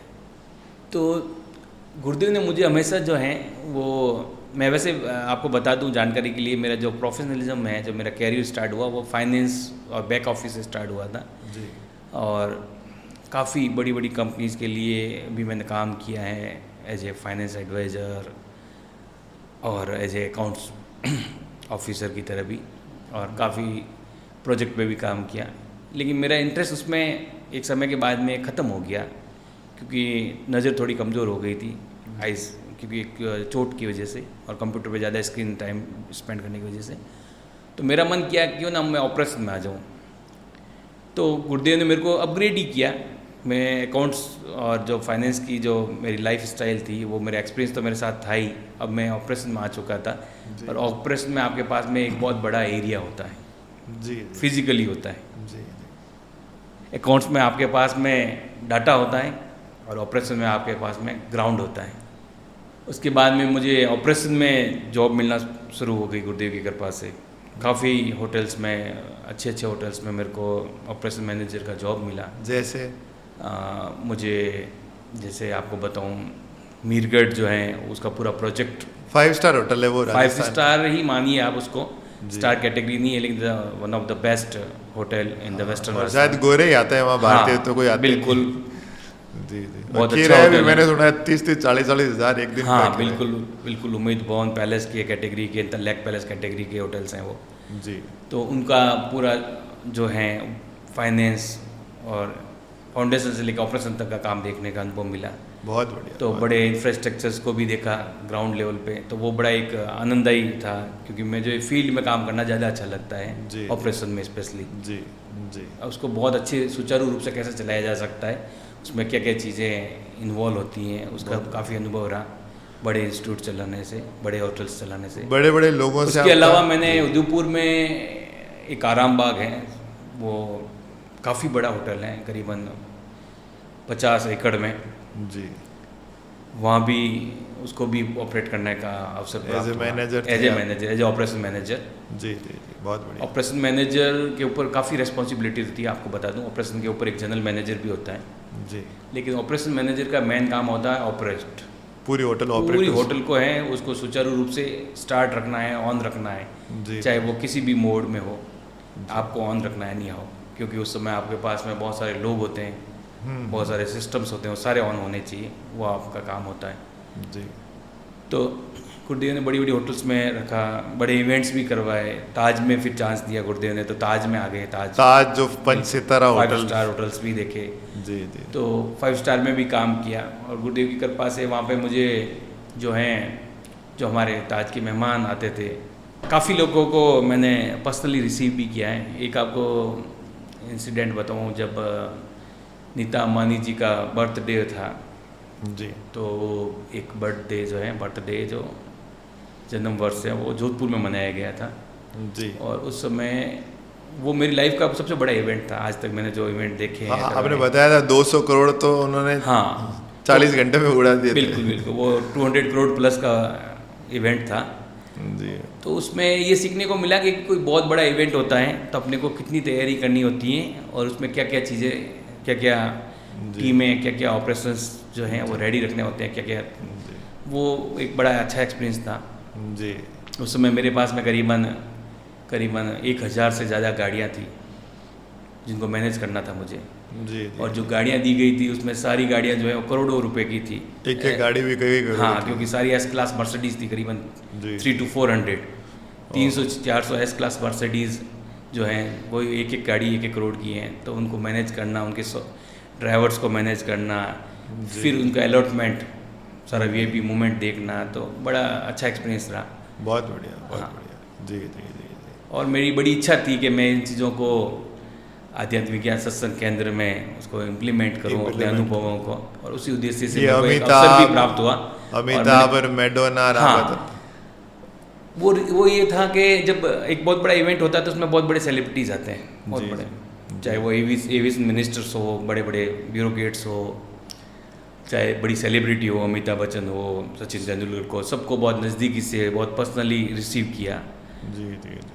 तो उनकी क्या क्या रिक्वायरमेंट्स होती हैं, उनका एकोमोडेशंस क्या होते हैं, वो भी बहुत सारे देखे। Hollywood, Bollywood, A R Rahman, बहुत सारे स्टार्स को, क्रिकेटर्स को। जी जी जी। तो ये एक्सपीरियंस था ही। और फिर लेकिन हमेशा एक मन में इच्छा रहती थी कि हम इस अनुभव को, रियल लाइफ एक्सपीरियंस को हमेशा आध्यात्मिक लाइफ में, आध्यात्मिक संस्थान में जो हमारा गुरु का है उसमें एप्लीकेबल किया जाए। मतलब आपको जो विशाल अनुभव गुरुदेव ने दिया जी, उसका लाभ हम गुरुदेव की जो संस्था है अध्यात्म विज्ञान सत्संग केंद्र, आपको लगा कि यहाँ पे भी वैसा इंफ्रास्ट्रक्चर हो, वहाँ पे हमेशा से इच्छा रही, ऐसा सिस्टम हो कुछ। जी जी। जब मैं ताज में था तो मैंने हर चीज़ बहुत लग्जरी और बहुत वेल मैनर तरीके से देखी, जिसको कहते हैं बहुत सिस्टमेटिक। जी जी जी। कौन सी चीज़ कहाँ होनी चाहिए। अगर आपको एक जानकारी दूँ कि अगर ताज में अगर एक प्लांट के ऊपर एक जो पत्ता होता है गमले का, जो अगर पीला पड़ जाए तो उसको भी उसी वक्त हाथ से कलेक्ट करके गार्डनर जो है वो अपनी जेब में डाल के लेके जाता है। अच्छा, उस लेवल तभी पीला नहीं होना चाहिए। जी, उस लेवल का मेंटेनेंस। ऑडिट की बात करूँ आपको तो अभी तक आपने काफ़ी ऑडिट्स का सुना होगा, क्या अकाउंट ऑडिट्स, वो ऑडिट्स, लेकिन हमारे जो हैं वो व्हीकल्स ऑडिट्स भी होती थी। अच्छा। गाड़ियों की ऑडिट्स। अच्छा। स्टेपनी है तो कौन से मंथ में खरीदी गई, कौन से ईयर में खरीदी गई, उसकी एक्सपायरी कब है, उसके टायर का एक्सपायरी कब है, उसमें कितनी हवा प्रेशर बराबर है यानी ऑयल बराबर है, यानी उसकी पूरी ऑडिट रिपोर्ट भर के उसके ऑडिटर्स आते थे, उसको ऑडिट रिपोर्ट सबमिट करनी होती थी। एक्सट्रीम ऑडिट भी होती थी, मतलब माइन्यूट से माइन्यूट, मतलब जो डिटेल मतलब आप ये देख लीजिए कि अगर गाड़ी का टायर का एयर प्रेशर भी अगर प्रॉपर नहीं है तो उसका भी आपको एक्सप्लेनेशन देना है। अच्छा। हाँ, वो आपका एक्सक्यूज नहीं है कि सर 35 होना चाहिए और ये 29 है, इट्स ओके। ऐसा तो मैं उस जगह से था, जी, वो एटमॉस्फेयर देखा था जी। और मेरी हमेशा इच्छा होती थी कि मैं आध्यात्मिक ज्ञान सत्संग को एक अल्ट्रा मॉडर्न टेक्नोलॉजी के साथ में आध्यात्मिक ज्ञान को देखूं, गुरुदेव के आध्यात्मिक ज्ञान सत्संग केंद्र को। जी जी। और हमेशा इच्छा रही, जी। वहाँ कुछ समय बिताने का अवसर भी प्राप्त हुआ। अच्छा, अब थोड़ा सा पूछना चाहूँगा, बीच में अभी जब कार्यकारिणी चेंज हुई थी तो आप काफ़ी समय तक, शुरुआत में सारा आश्रम का काम आपने देखा, वहाँ पे आप ही रहते थे 24 घंटे, तो बाकी तो कोई घर पास में था, आप रात को चले जाते थे, बाकी मोस्ट टाइम आप ही वहाँ रहते थे। जी। आपने मुझे बताया था कि कुछ ज़बरदस्त आपके वहाँ अनुभव हुए, कुछ गुरु भाई आए, आपकी कुछ इच्छाएं थी जैसे किचन को लेकर के, एक फ़ोन नंबर का आप मुझे कुछ बता रहे थे, तो थोड़ा सा उनके ऊपर भी प्रकाश डालिए।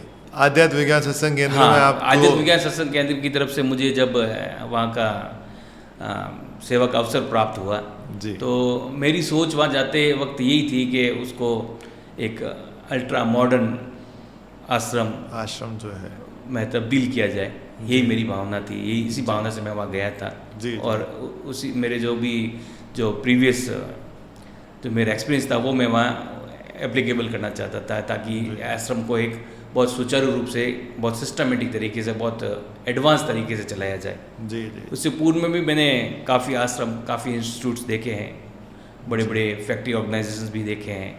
जी जी। इंडिया के जो सबसे बड़े एक्सपोर्टर्स हैं उनके साथ में भी काम किया है, फैब इंडिया के साथ में भी काम किया है। जी जी, बहुत जो one of the best companies हैं। तो मैं ये चाह रहा था कि उसमें क्यों ना इस अनुभव को वहाँ पे यूटिलाइज किया जाए। जी, अपने गुरु की धरती पर किया गुरु जाए। की धरती पे, क्योंकि ये शरीर तो धीरे धीरे गल ही रहा है, हमारी उम्र भी धीरे धीरे कम ही हो रही है, एक दिन मृत्यु को भी प्राप्त हो जाएंगे। जी। तो उससे पूर्व क्यों ना उसको इतना टेक्नोलॉजी में, एक इंफ्रास्ट्रक्चर में इतना एडवांस कर दिया जाए कि हर चीज़ जो है वो आपको बड़ी सहूलियत के साथ में प्राप्त हो जाए। जी, बहुत बढ़िया। चाहे वो एक आम साधक हो उसको भी एक आम प्रचारक हो उसको भी, जी या कोई नया जुड़ने आया है उसको भी, या जो कार्यकर्ता है या वहाँ के मेंबर्स हैं उनको भी सारी सहूलियत सारी सुविधाएं प्राप्त हो, उस भाव से मैं वहाँ जी उसी इच्छा से मैं वहाँ गया कुछ था। महीनों तक आपने अपनी कुछ सेवाएं- महीनों तक वहाँ सेवाएं दी। जी तो किचन वाला उसी थोड़ा- दौरान सबसे पहले जो मुझे अनुभव हुआ कि क्यों ना यहाँ पे एक जो है वो भोजनशाला जी भोजनशाला यहाँ पे एक अति आवश्यक है। और क्यों महसूस हुआ ये आपको जरूरत? ये मुझे ऐसे महसूस हुआ कि काफ़ी गुरु भाई जो हैं वो काफ़ी दूर दूर से आते थे, ना मतलब ना देने का मन नहीं करता था, फिर भी उनको कहना पड़ता था कि आप फला जगह जाके भोजन करके आ जाइए, या यहाँ दूसरी जगह भोजन करके आ जाइए। जी या कभी जो ज़्यादा मेंबर हो गए तो उसके लिए भी इतनी सुविधाएं नहीं थी उस समय, जी क्योंकि कर्मचारियों जो हैं वो भी कम हैं, उसकी भी जो है नंबर ऑफ़ एम्प्लॉयज़ भी कम थे, तो सारे लोगों के लिए इतना भोजन प्रिपेयर करना भी मुश्किल था। इतनी बड़ी जगह भी नहीं थी, जो किचन बना हुआ था वो बहुत छोटा था, जो इतने लोगों का भोजन नहीं बना सकता था, और आखिर में उससे कब तक काम किया जा सकता था। तो मूलभूत सुविधाएं जो हैं उसके ऊपर, और ये तो मन में एक था कि भाई गुरु के स्थान से भूखा क्यों जाए कोई। जी इसी भाव से मन में एक भाव आया कि गुरु के स्थान से कोई भूखा नहीं जाए। उस भाव से मन में आया कि सबसे पहले जो है वो भोजनशाला बनाई जाए। जी तो उसके लिए जगह का निर्धारण हुआ। आपके मन में भाव आया, फिर एकदम से कुछ चमत्कार हुआ हाँ, क्या? फिर उसके बाद में जैसे ही भाव आया तो वैसी वैसी व्यवस्थाएं भी होती गई। एक गुरु भाई हैं जो निमाज से हैं, जी अमर सिंह जी, जी वो एक नए साधक जो जुड़े ही थे गुरुदेव से जी कुछ घंटों पहले ही, उनको अच्छा। लेके आए। अच्छा उनका कोई अति महत्वपूर्ण जो कार्य था जी वो उन्होंने गुरुदेव गुरुदेव की से प्रार्थना से की उन्होंने, और गुरुदेव की प्रार्थना से वो हो गया। जी। तो जब वो आश्रम आए तब वो ऑफिस में मैं ही था, तो मुझसे मिले। जी तो मैंने कहा कहाँ से पधारे हैं आप? तो कि मैं फला फला बेंगलोर शहर से आया हूँ, मेरा ये अनुभव रहा है पिछले 24-48 घंटों में, मेरे ये फ़ायदा हुआ है। अच्छा उन्होंने गुरुदेव साफ शब्दों में कहा मेरे को ये फ़ायदा हुआ है इतना, जी और बड़ी गुरुदेव की कृपा रही, मेरा जो काम होना था वो काम हुआ है। तो इसी भाव से मैं यहाँ गुरुदेव के आया हूँ और मैं कुछ करना भी चाहता हूँ। जी तो मैंने कहा हमारे यहाँ पे एक ये प्रोजेक्ट है, अगर आप इसमें कुछ सहयोग कर पाएँ तो भोजनशाला के लिए बिल्कुल भोजनशाला के लिए। तो उन्होंने सर स्वीकार भी कर लिया जी। और नंबर भी मुझे शेयर कर दिए कि ये मेरे नंबर हैं, आप कभी भी फ़ोन करना। उसके बाद में मैंने मैनेजमेंट को इसके बारे में अवगत भी कराया जी कि और- साहब आप है ना भोजनशाला यहाँ बनवाइए, और उन्हीं अपने पास पैसों से व्यवस्था। हाँ जी बिल्कुल, जो 10-15 लाख बिल्कुल कितने- उन्होंने जो है एक अच्छी खासी जो राशि है जी जी वो भोजनशाला के लिए दी। और उससे अपनी गुरुदेव के आश्रम में एक अच्छी तो अभी वहाँ भोजनशाला बन गई है? जी बहुत अच्छी भोजनशाला बन चुकी है, और मैं उनका इस आपके माध्यम से धन्यवाद भी करना चाहूँगा। अरे वाह, बहुत अच्छी बात है। मतलब एक तरह से आपके मन में भाव आया कि गुरु के स्थान से कोई भूखा क्यों जाए गुरुदेव, और अपने आप ही गुरुदेव ने एक ऐसे गुरु भाई को भेजा, समर्थ गुरु भाई को भेजा कि जिसने लाखों रुपए जो है उसके लिए दे दिए, और जो है वो भोजनशाला बन के तैयार हो गई। एक तो ये आपका बहुत अच्छा अनुभव रहा कि आपने मुझे बताया था कि वास्तव में आश्रम में रहने से आपको महसूस हुआ कि कोई भी व्यक्ति यहाँ कुछ नहीं करता है जी केवल वो गुरु शक्ति है, आपके अंदर वो भाव आता है तो वो गुरु शक्ति वो कार्य करती जी है। हाँ, इसके ऊपर भी मैं आपको कहना चाहूँगा कि वहाँ जाने के बाद में मुझे ये जो है वो महसूस हुआ कि गुरु शक्ति हैं, वही सब कुछ करवाती हैं, वही व्यवस्था करती हैं। आपके तो मन में अगर भाव आ जाए गुरु कृपा से, जी और आप अगर बिल्कुल सहज हो जाएं एक अच्छे साधक की तो तरह, निर्मल निश्चल भाव निर्मल है। निश्चल हो जाइए और गुरुदेव से करुण प्रार्थना कर दीजिए, वो कार्य होके रहता है। जी और वो कार्य हुआ भी है आपके सामने इतना बड़ा। जी इसके अलावा मेरी एक भावना थी कि कॉल करके या कॉल रिसीवर्स टाइम पे उठे नहीं उठे, रात हो दिन हो, जी तो उसमें क्या बड़ी समस्या आती थी, क्योंकि कुछ समय तक मैंने 9-5 ऑपरेट किया था तो बहुत सारे कॉल भी आते थे, और जवाब देने में भी कई बार जो है रात्रि में असमर्थता रहती अब थी। रात को 2 बजे कोई कॉल कर रहा है तो बिल्कुल 2 कैसे बजे तक उठाए? कॉल आते थे, तो मेरे मन में भाव आया कि इसको जो है इस तरह से नहीं चलाया जा सकता, इसमें कुछ मॉडर्नाइजेशन, कुछ बड़े सुधार करने चाहिए। जी तो मैंने फिर वहाँ जो भी मौजूद लोग थे उनको अवगत कराया कि अपने को एक जो है वो टोल फ्री नंबर, एक जिसको आजकल आप लोग मिस कॉल नंबर कह रहे हैं, जी जो मिस कॉल नंबर वो एक योजना बनाएगी, जी क्योंकि उससे पूर्व हमारे जो हैं जो फैब इंडिया और जो कंपनीज थी, हाँ उसमें यही हुआ करता था कि जैसे ही आपने एक नंबर पे डायल किया तो आपको पूरी डिटेल विद प्रोडक्ट डिटेल सारा उसमें आपके यूट्यूब चैनल्स, उसके इंस्टाग्राम चैनल्स, उसके प्रोडक्ट इमेजेस, सब कुछ उस मिस कॉल देने के बाद में आपके पास सारी डिटेल आ जाती थी। तो जो फैब इंडिया का अनुभव था कि ऐसा नंबर हो जिस पे कॉल कर रहे हैं जी। और आश्रम की पूरी डिटेल मिल जाए और आश्रम Exactly. को उस व्यक्ति की पूरी डिटेल जी, मिल जाए। अगर आप फ़ोन नहीं उठाएंगे, जी। ये मेरी मनसा थी कि अगर कोई व्यक्ति फ़ोन नहीं उठावे तो भी उसको वो गुरुदेव के बारे में सारी डिटेल पहुंचे, पूरी डिटेल मिले। तो बहुत इसी बढ़िया, इसी बहुत मनसा से बहुत जो जो जो फ़ोन है मिस कॉल जिसको बोला जा रहा है अभी, मिस जी, कॉल योजना, जी। अच्छा, इसमें मैं एक वो चीज- नंबर जो है एक चीज और जोड़ना वो भावना चाहूँगा। थी, मेरा भी एक वो अनुभव, दोनों भावनाएं गुरुदेव ने पूरी करवाई। जी मेरा भी अनुभव है। पिछली कार्यकारिणी जब थी, जब रामू राम जी वगैरह थे उसमें, तो चूंकि मैं कोचिंग क्षेत्र से हूँ, पढ़ाई वाला हमारा क्षेत्र है, तो हमारे यहाँ होता है कि कोचिंग में आपने कॉल किया और कॉल करते ही सीधे ऑप्शंस आने शुरू हो जाते हैं कि क्या आप नए स्टूडेंट हैं, एडमिशन लेना चाहती हैं तो 1 दबाएं, पुराने स्टूडेंट है, कोर्सेज देखना चाहते हैं तो 2 दबाएं, आप ऑफलाइन पढ़ना चाहते हैं तो 3 दबाएं, ऑनलाइन करना चाहते हैं 4 दबाएं। तो मेरे मन में ऐसा विचार आया, तो उसमें आश्रम में राम सा है वो बैठते थे, तो मैंने उनसे निवेदन किया कि राम सा ऐसा हमारे यहाँ होता है कोचिंग इंडस्ट्री में, कॉल करते हैं तो अपना भी एक ऐसा होना चाहिए कि जो है कोई व्यक्ति अगर आश्रम के नंबर पे कॉल करे तो उसके पास ऑप्शन होना चाहिए कि क्या आप गुरुदेव का मंत्र सुनना चाहते हैं तो आप 1 दबाएं, है ना, ऐसा करके होना चाहिए। तो वो पिछले मैनेजमेंट के लोगों को अच्छा लगा था वो विचार, और कुछ साल पहले ये सिस्टम शुरू हुआ था कि आप कॉल करते हैं तो आपको गुरुदेव का मंत्र सुनाया जाता है ना। हाँ, तो वो गुरुदेव ने मेरे दिमाग में लाया, तो बहुत मुझे खुशी है कि ऐसा आया। और ये वाला जो आपका विचार था कि ऐसा कॉल होना चाहिए, उसमें आज रात को भी उसको डिटेल मिल जाए, और उसकी डिटेल हमको मिस कॉल करेगा उसके व्हाट्सएप पे सारी डिटेल चली जाती है और वो जो सारी डिटेल है उसके परमानेंट व्हाट्सएप पे रहती है। वो चाहे तो यूट्यूब ओपन कर सकता है, इंस्टा ओपन कर सकता है, किसी से कांटेक्ट करना चाहे कॉन्टेक्ट कर सकता है, वेबसाइट देख सकता है, बहुत सारी फैसिलिटीज़ है उसमें। कुछ चीज़ें में उसमें मेरी मनसा थी जो ऐड नहीं हो पाई, मेरी उसमें एक और मन की भावना थी कि उसमें कोई अगर उसमें डोनेशन देना चाहे तो उसका फीचर्स भी उसमें ऐड करना था, लेकिन वो नहीं हो पाया कुछ कारणों की वजह से। भविष्य में जरूर मैं ऐसा करता हूँ कि उसमें ये जब आपका 1-2 सुझाव अभी इम्प्लीमेंट हुए हैं तो आपको जो गुरुदेव ने विशाल अनुभव दिया है, वो जो अनुभव है उसका लाभ आज नहीं तो कल, कल नहीं तो परसों उठाएंगे। जो सकारात्मक लोग होंगे आश्रम के अंदर वो उठाएंगे निश्चित रूप से। कुछ भावनाएं और भी थी जो पूरी नहीं हो पाई क्योंकि लंबे टाइम तक मैं वहाँ नहीं रह पाया, वरना मेरी और भी कुछ भावनाएं थी। जैसे मन में गुरुदेव की कृपा से एक और विचार आया कि गुरुदेव का जो मंच है जहाँ से गुरुदेव हमेशा दीक्षा दिया करते थे हजारों लोगों को, उस मंच के बिल्कुल आगे की तरफ करीबन 30 से लेके 35, 40, 50 फीट का एक बहुत बड़ा पोल टॉवर, जिसके ऊपर एक बहुत बड़ा विशाल गुरुदेव आश्रम का जो आध्यात्मिक विकास आश्रम के अंदर का जो झंडा है, फ्लैग है, वो लगाया जाए और वो कम से कम 2-2.5 किलोमीटर दूर से नजर आए उड़ता हुआ, लहराता हुआ।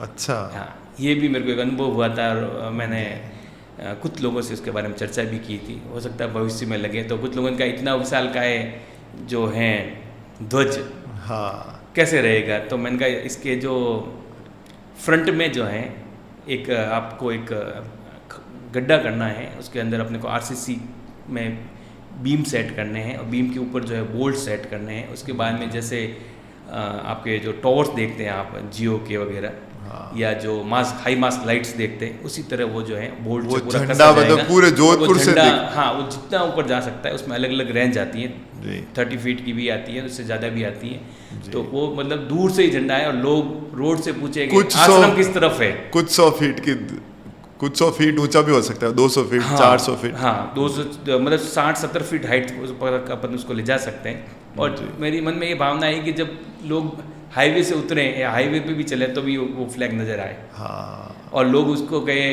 कि उस फ्लैग की तरफ चले जाओ, वहाँ गुरुदेव का आश्रम है। अरे वाह, तो ये भावना भी थी जो कभी कभी पूरी होगी। और आपने इंफ्रास्ट्रक्चर को लेकर काफी बातें बताई। क्योंकि मैं ऑपरेशन का था तो मेरी हमेशा भावना रही कि उसमें जितनी सुविधाएं जो हैं, जो ली जा सकती है, वहाँ पे दी जो जा एक सकती आदर्श आश्रम आप चाहते थे कि Exactly. ये चीजें वो क्या क्या थी, एक बार आप शेयर करें। हो सकता है आपके इस वीडियो को देख करके भविष्य में किसी पॉजिटिव व्यक्ति के समझ में आए और वो कर दे इन चीजों को। जी, जी, जी। तो आप आइडिया रख दीजिए, बाकी फिर श्री हरि की, जी। दादा गुरुदेव की तो इच्छा। एक बार पुनः कल की अवतार का नाम लेते हुए मैं जी, अपनी जी। मन की भावनाएं प्रकट कर दूं, क्योंकि मैं ग्राउंड का ऑपरेशन का बंदा था, तो मैं ये चाहता था कि वहाँ पे हर चीज़ जो है बड़ी सुगमता से और व्यवस्थित तरीके से हो। जी आज भी हो रही है, लेकिन मैं चाह रहा था कि मतलब लेवल ऑफ जिसका जो है वो बहुत अच्छा हो जाए। तो उसके होगा लिए सर, भविष्य में हो जाएगा। हाँ, तो उसके लिए जो है वो काफ़ी योजनाएं थी, जैसे आश्रम का एक ब्लूप्रिंट बनाने की योजना थी मेरी, जी कि मैं वहाँ पे अगर हूँ तब तक एक उसका ब्लूप्रिंट बनाया जाए पूरा, कि एग्जैक्ट इसमें जो है क्या क्या प्रोजेक्ट इम्प्लीमेंट होने वाले हैं, जिसमें सबसे पहला जो है इसकी बाउंड्री वॉल थी, जिसको थोड़ी हाइट दी जाए। अच्छा। सेकंड जो है वो प्लांटेशन था। थर्ड जो है इसमें जो है 4 इंच की जो है वाटर पाइप जीआई लाइन घुमाना था। इलेक्ट्रिसिटी के 4 स्टेशन बनने से जहाँ से इलेक्ट्रिक सप्लाई होनी थी।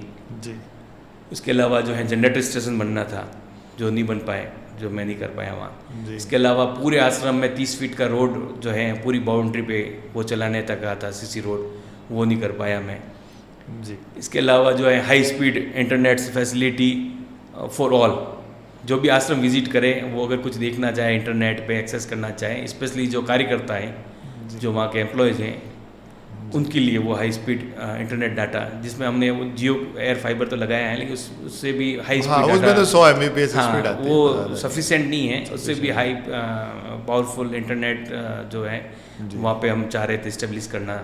जी और उसके लिए एक अलग प्रोजेक्ट और था जो मैं चाह रहा था वो ब्लूप्रिंट में जो है वो शामिल किया जाए। वहाँ पे जो है ट्रस्टी मेंबर्स के लिए और जो एक्टिव पार्टिसिपेंट है, जिनको अपन कार्यकर्ता बोलते हैं, कार्यकर्ता वहाँ उनके लिए स्टे की फैसिलिटी। जी और स्टे जो है वो काफ़ी सुविधाजनक होना चाहिए, ऐसे नहीं कि आप कुछ भी बना लो और चल जाए, ऐसा नहीं। जो आज का पैरामीटर्स है उस पैरामीटर्स के अकॉर्डिंग होना चाहिए।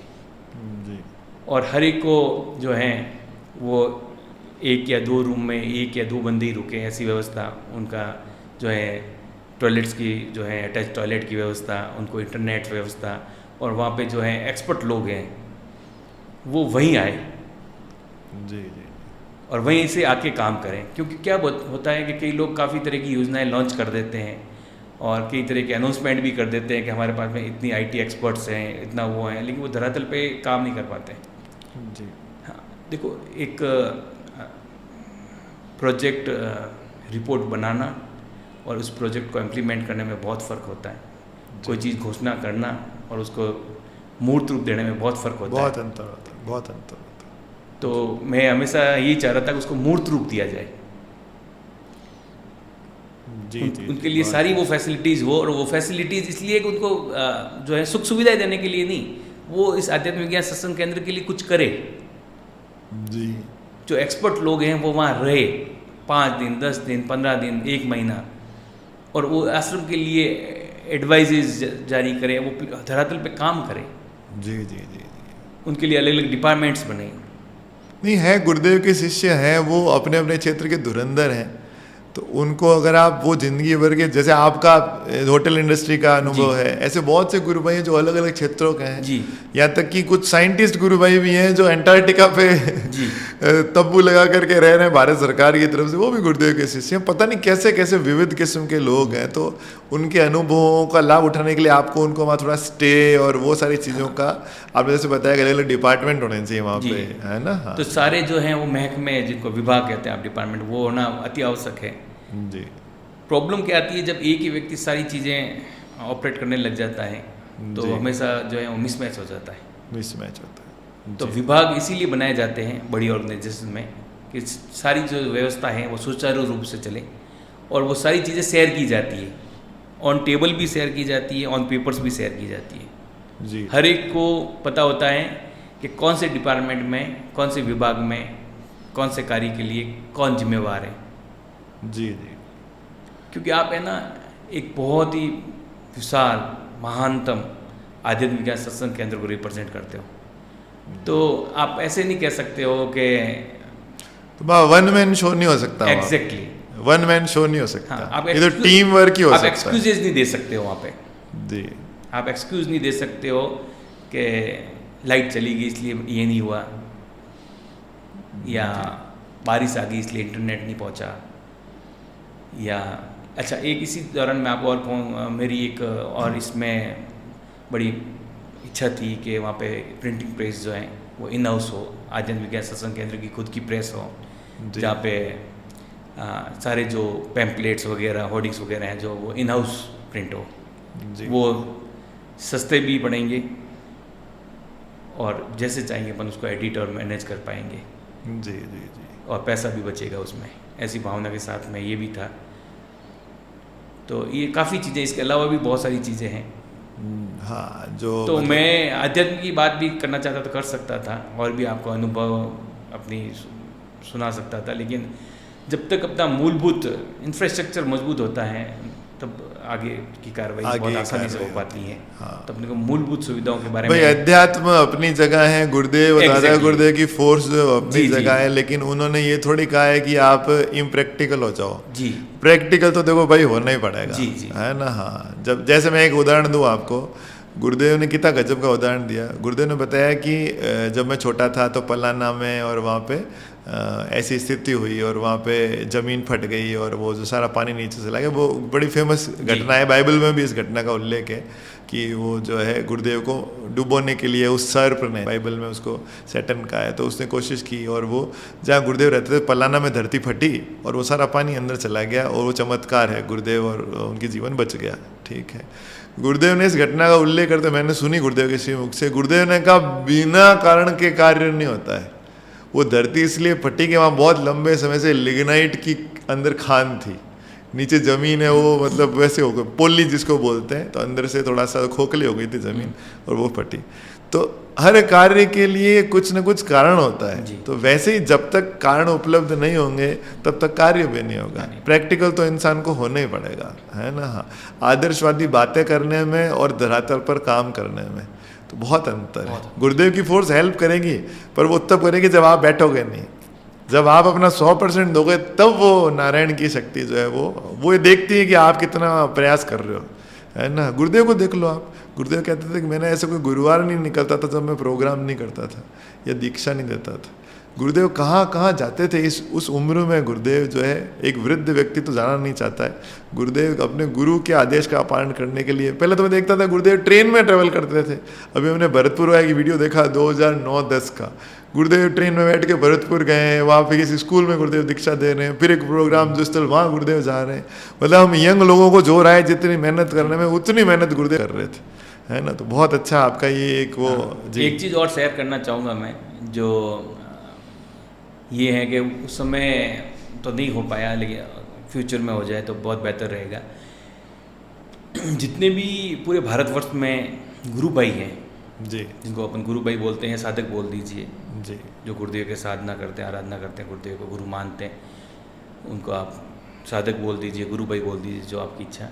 जी। लेकिन उनका जो डाटा है उसका आज डेट तक किसी भी तरह का कोई बेस्ट यूटिलाइजेशन नहीं हो पाया। जी, डेटा है अपने पास। हाँ, डाटा है, काफ़ी अच्छा खासा डाटा है, लेकिन उसका कभी यूटिलाइजेशन नहीं हो पाया जी, क्योंकि उसको एक प्लेटफॉर्म पे जो है वो प्रॉपर मैनर में नहीं रखा गया। जी जी जी। वो हार्ड डिस्क में ही रह गया हमेशा। अच्छा। मेरी ये हार्दिक इच्छा है कि उसको जो है वो धरातल पे लाया जाए, उसको मूल रूप दिया जाए। वो मूल रूप इस तरह से दिया जा सकता है कि जो कॉलेजेस एंड स्कूल्स जो होते हैं, बड़े बड़े इंस्टीट्यूट्स होते हैं, कैम्ब्रिज, हार्वर्ड्स, दिल्ली यूनिवर्सिटीज़ और बहुत सारे बड़े स्कूल्स हैं जो जी, उनके खुद के जो है वो सॉफ्टवेयर और पोर्टल्स हैं जिसपे एल्यूमिनी जिसको बोलते हैं, आपको जो भूतपूर्व छात्र कह दीजिए, स्टूडेंट्स कह दीजिए, उनकी जो है रिकॉर्ड्स रखे जाते हैं। जी। उसी तर्ज पर अपन एक अच्छा खासा इंटरनेशनल लेवल का सॉफ्टवेयर भी है, इंडिया में भी बहुत सारे सॉफ्टवेयर अवेलेबल हैं जिसमें हर गुरु भाई जो है, हर साधक जो है वो अपना डाटा फीड कर सकता है और हर एक को ये पता रहेगा कि पूरे भारत में हमारे कितने जो हैं साधक हैं और कहाँ पे हैं। वो जब चाहे तब अपना मोबाइल नंबर, ईमेल एड्रेस उसमें जाके चेंज कर सकता है जी। और हर एक को आपको पता रहेगा। इससे आपको एक बहुत बड़ा बेनिफिट ये होगा कि आप किसी भी डिस्ट्रिक्ट में हैं, किसी भी राज्य में मान लो प्रचार करने गए, हाँ प्रचार करने गए, तो आपको किसी से कोई कोऑर्डिनेट करने की जरूरत में, आपके आसपास ऑटोमेटिक वो उस प्लेटफॉर्म पे दिखा देगा कि आज मैं अगर अजमेर में हूँ तो अजमेर में 500 लोग कहाँ कहाँ पे हैं, उनके नाम क्या हैं, उनके मोबाइल नंबर क्या हैं, वो हर एक साधक के लिए अवेलेबल रहेंगे। तो आप सोचिए कि एक विशाल और एक एक्सट्रीम लेवल का प्रोग्रेसिव जो क्रांति कहा जाता है, वो क्रांति संभव है। ऐसा होता आपको है। हर वक्त आप चल रहे हो और आपके मोबाइल में आपको पता है कि जिस ट्रेन में मैं चल रहा हूँ, इतने एडवांस सॉफ्टवेयर आ गए हैं कि अगर आप ट्रेन में बैठे तो ट्रेन में भी आपको पता चल जाएगा कि 50 लोग बैठे हैं जो मेरे से कनेक्टेड हैं या गुरुदेव से कनेक्टेड हैं। अरे वाह, ऐसा भी होता है? लाइव लोकेशन तक चलती हैं। अच्छा, हाँ, अच्छा। तो मैं मेरा ये एक ड्रीम प्रोजेक्ट। अच्छा, मतलब गुरु भाइयों को कनेक्ट कर दिया जाए। हाँ, गुरु भाइयों को कनेक्ट कर दिया जाए और उसका एक्सेस हर व्यक्ति के पास रहेगा जी, मतलब एकाधिकार नहीं रहेगा। आप चाहे दुनिया में कहीं पे भी हैं, आप अगर आज वाशिंगटन डीसी गए हैं तो आपको पता है वाशिंगटन डीसी में कितने लोग हैं जो गुरुदेव से जुड़े हुए हैं, उनका होम एड्रेस क्या है, उनका ऑफिस एड्रेस क्या है, उनके मोबाइल नंबर क्या है, उनका ईमेल एड्रेस क्या है। आप उनसे कांटेक्ट कर सकते हैं, संपर्क कर सकते हैं, प्रचार में हेल्प ले सकते हैं, बहुत बड़ी हेल्प ले सकते हैं, बहुत बढ़िया। हाँ, और हर व्यक्ति ले सकता है। और मैं कह रहा हूँ प्रचार में ही क्यों, अगर प्रचार के अलावा भी आपको कोई परमिशन लेनी है, कोई आपका कोई एक्सपर्ट डॉक्टर है, आप कुछ कंसल्ट भी करना चाहते हो तो इट्स नॉट बैड।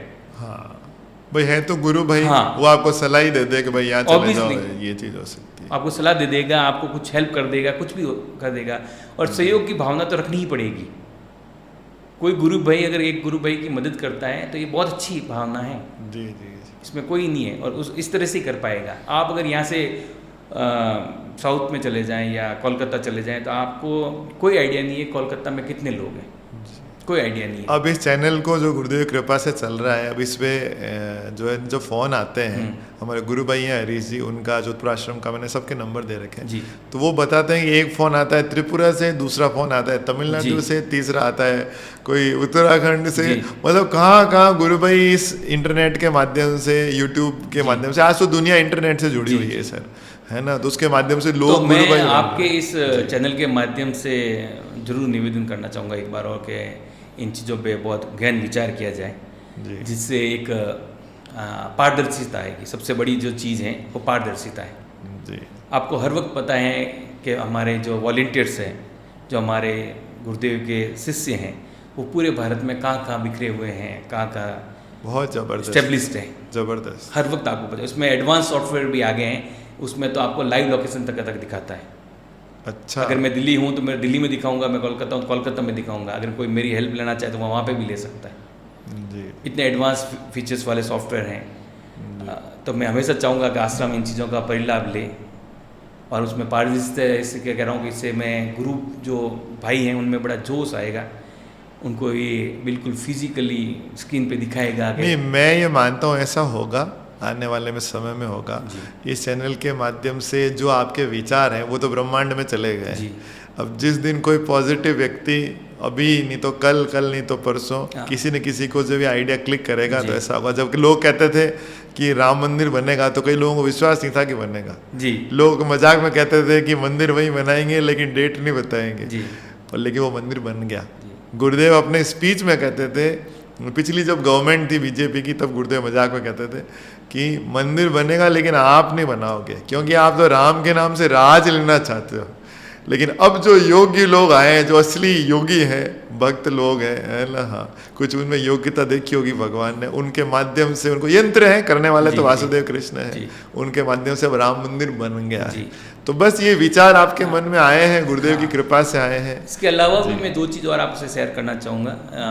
बहुत अच्छे ऐप आ गए हैं, जैसे कई गुरु भाई कहते हैं कि हमको पैम्पलेट चाहिए साहब, हमको तस्वीर चाहिए, हमको और कुछ चाहिए, तो जो ये हैं वो डिजिटल फॉर्म में एक प्लेटफॉर्म पे प्रोवाइड कर दिए जाए इमेजेस, और उसमें ऑप्शन आता है कि आप कितनी क्वांटिटी में कौन सी फ़ोटोग्राफ्स जो हैं वो लेना चाहते हैं, कितनी क्वांटिटी में आप पैम्पलेट्स लेना चाहते हैं, वो ऑटोमेटिक उसमें आप फीड कर सकते हैं स्क्रॉल करके जी। और उसके बाद में आपका नाम, आपका एड्रेस, आपका ईमेल एड्रेस सारा फीड करने के बाद में नीचे आपका जो है पेमेंट मोड सारा सब कुछ आ जाए और आप सबमिट कर दीजिए।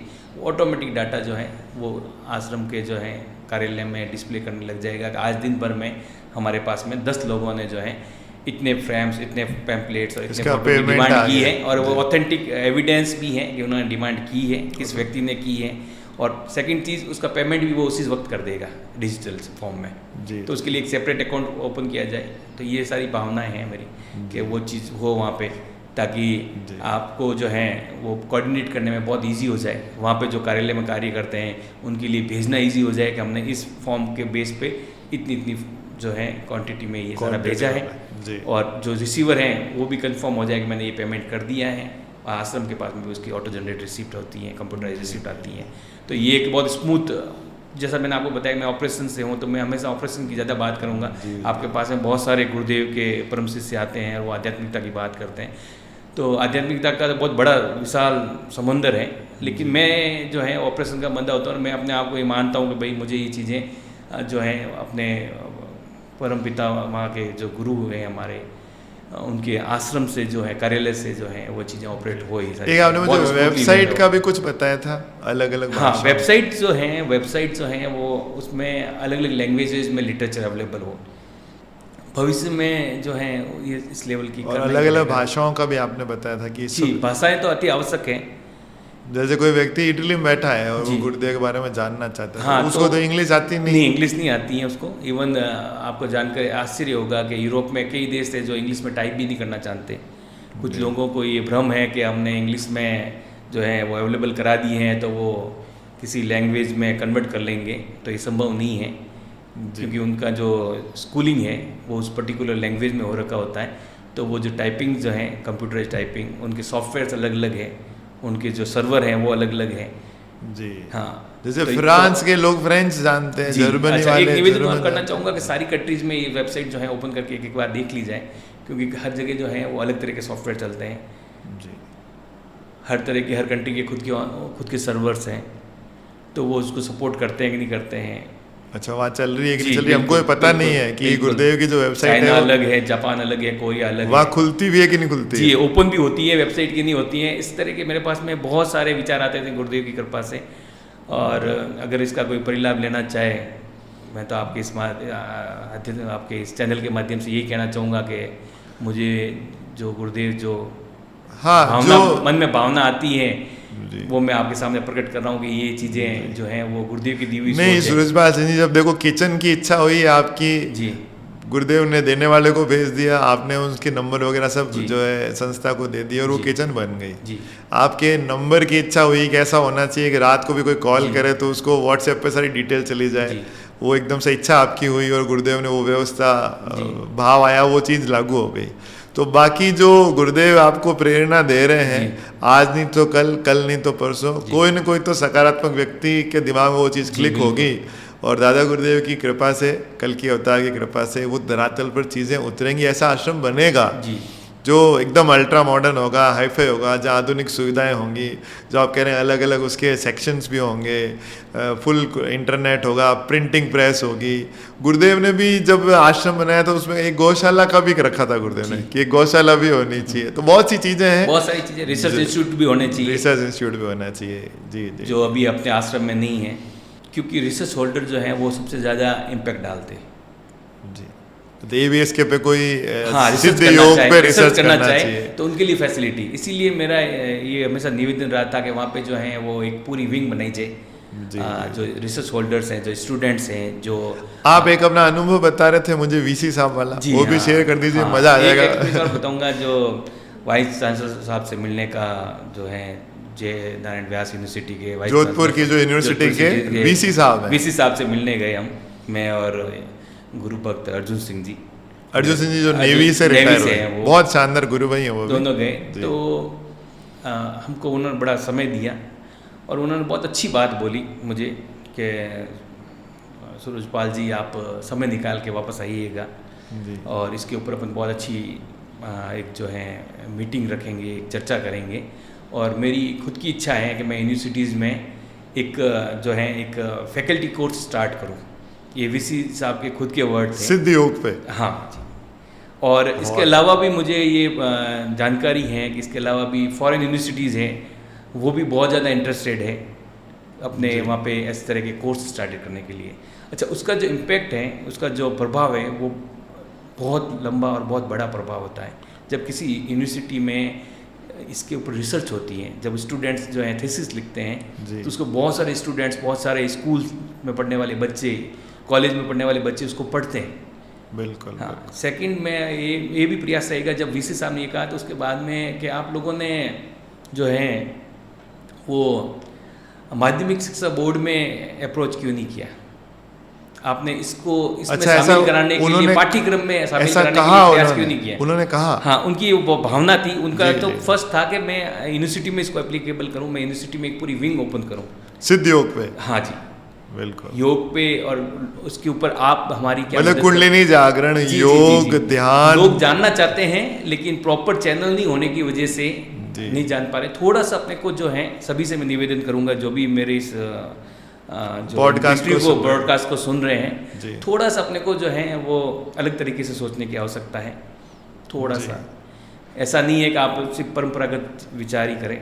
अच्छा, परंपरागत विचारों में हमारा तरीका जो परंपरागत है, जो हम शुरू से करता जी, है, जी, जी। पैम्पलेट छपा दिए, पैम्पलेट बांट दिए, ज़्यादा से ज़्यादा होर्डिंग पोस्टर लगा दिए और प्रोग्राम में जाके माइक पे गुरुदेव के बारे में बता दिया। अब इससे बाहर निकलने की आवश्यकता है। मैं आपको ये बताना चाहूँगा कि बिल्कुल सेपरेट 2 विंग कर दी जाए, जो फिजिकल प्रचार करते हैं जो, और एक जो डिजिटल प्रचार करते हैं, डिजिटल जो और उनको जो है आश्रम में स्पेस दिया जाए जी, उनको ऑफिसेज दिए जाएं, उनके विंग्स बनाए जाएं, वहाँ से वो कोऑर्डिनेट हो तो बहुत बेहतर होगा। अच्छा, ये तो करना ही पड़ेगा, आने वाले करना ही पड़ेगा। मैं आपको ये खुले रूप से, दुनिया आज तो डिजिटल पर ही बैठी रहती है। एक घर में 3 लोग बैठे हैं, सूरजपाल सिंह जी 3 कमरे में बैठे हैं, तीनों अपने अपने मोबाइल चला रहे हैं, आपस में बात नहीं कर रहे हैं। मैं आपको खुले रूप से कह रहा हूँ कि डिजिटल जो प्रचार हैं वो फिजिकल से ज़्यादा इफेक्टिव है।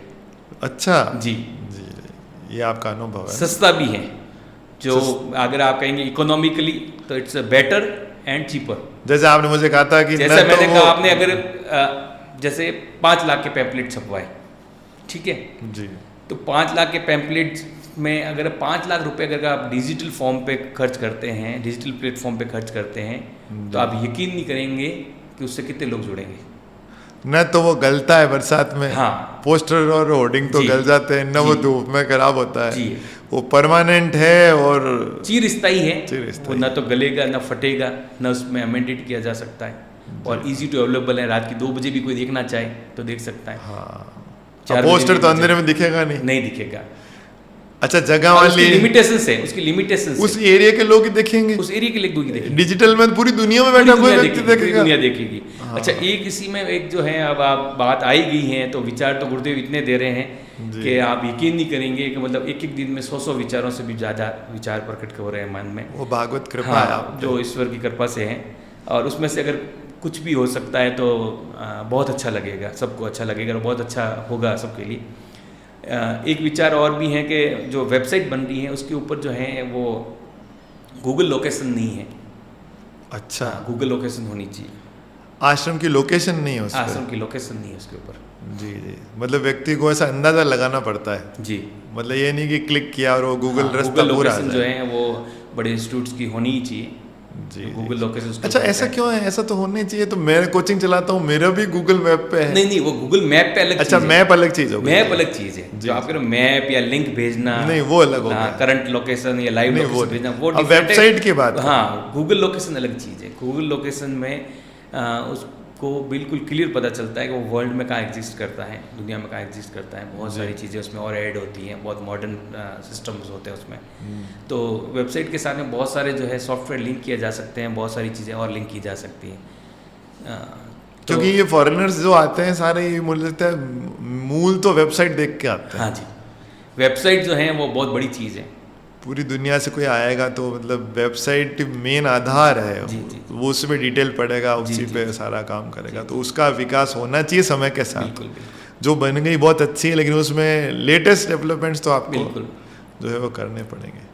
तो वेबसाइट को अपग्रेड भी करने की आवश्यकता है, अपग्रेड करने की आवश्यकता। चलिए तो सूरजपाल सिंह जी जो है, अब इस चर्चा को मन तो नहीं कर रहा है, लेकिन मुझे लगता है 1 घंटे से ऊपर हो गया है। तो अपन, आप चूँकि पहली बार आए तो पहली बार नहीं, अभी चलता रहेगा आगे। जब भी आपको समय मिलेगा, आपका अवकाश लेंगे हम। बहुत ही आनंद आया आज की चर्चा में, बहुत कुछ मुझे सीखने को मिला और गुरुदेव की कृपा से ये जो बहुत अच्छे आइडियाज़ जो जनरेट हुए हैं भागवत कृपा से आपके दिमाग में, तो ये ज़रूर कभी इम्प्लीमेंट होंगे, जल्द होंगे ऐसी आशा है। सकारात्मक लोग हैं ही हर जगह। तो बहुत ही आपको धन्यवाद, आपने समय निकाला उसके लिए, है ना। और आप आते रहें और इसी प्रकार हम और गुरु चर्चा करके इस आनंद को और प्राप्त करते रहेंगे। बहुत मज़ा आया। जय गुरुदेव। जय गुरुदेव।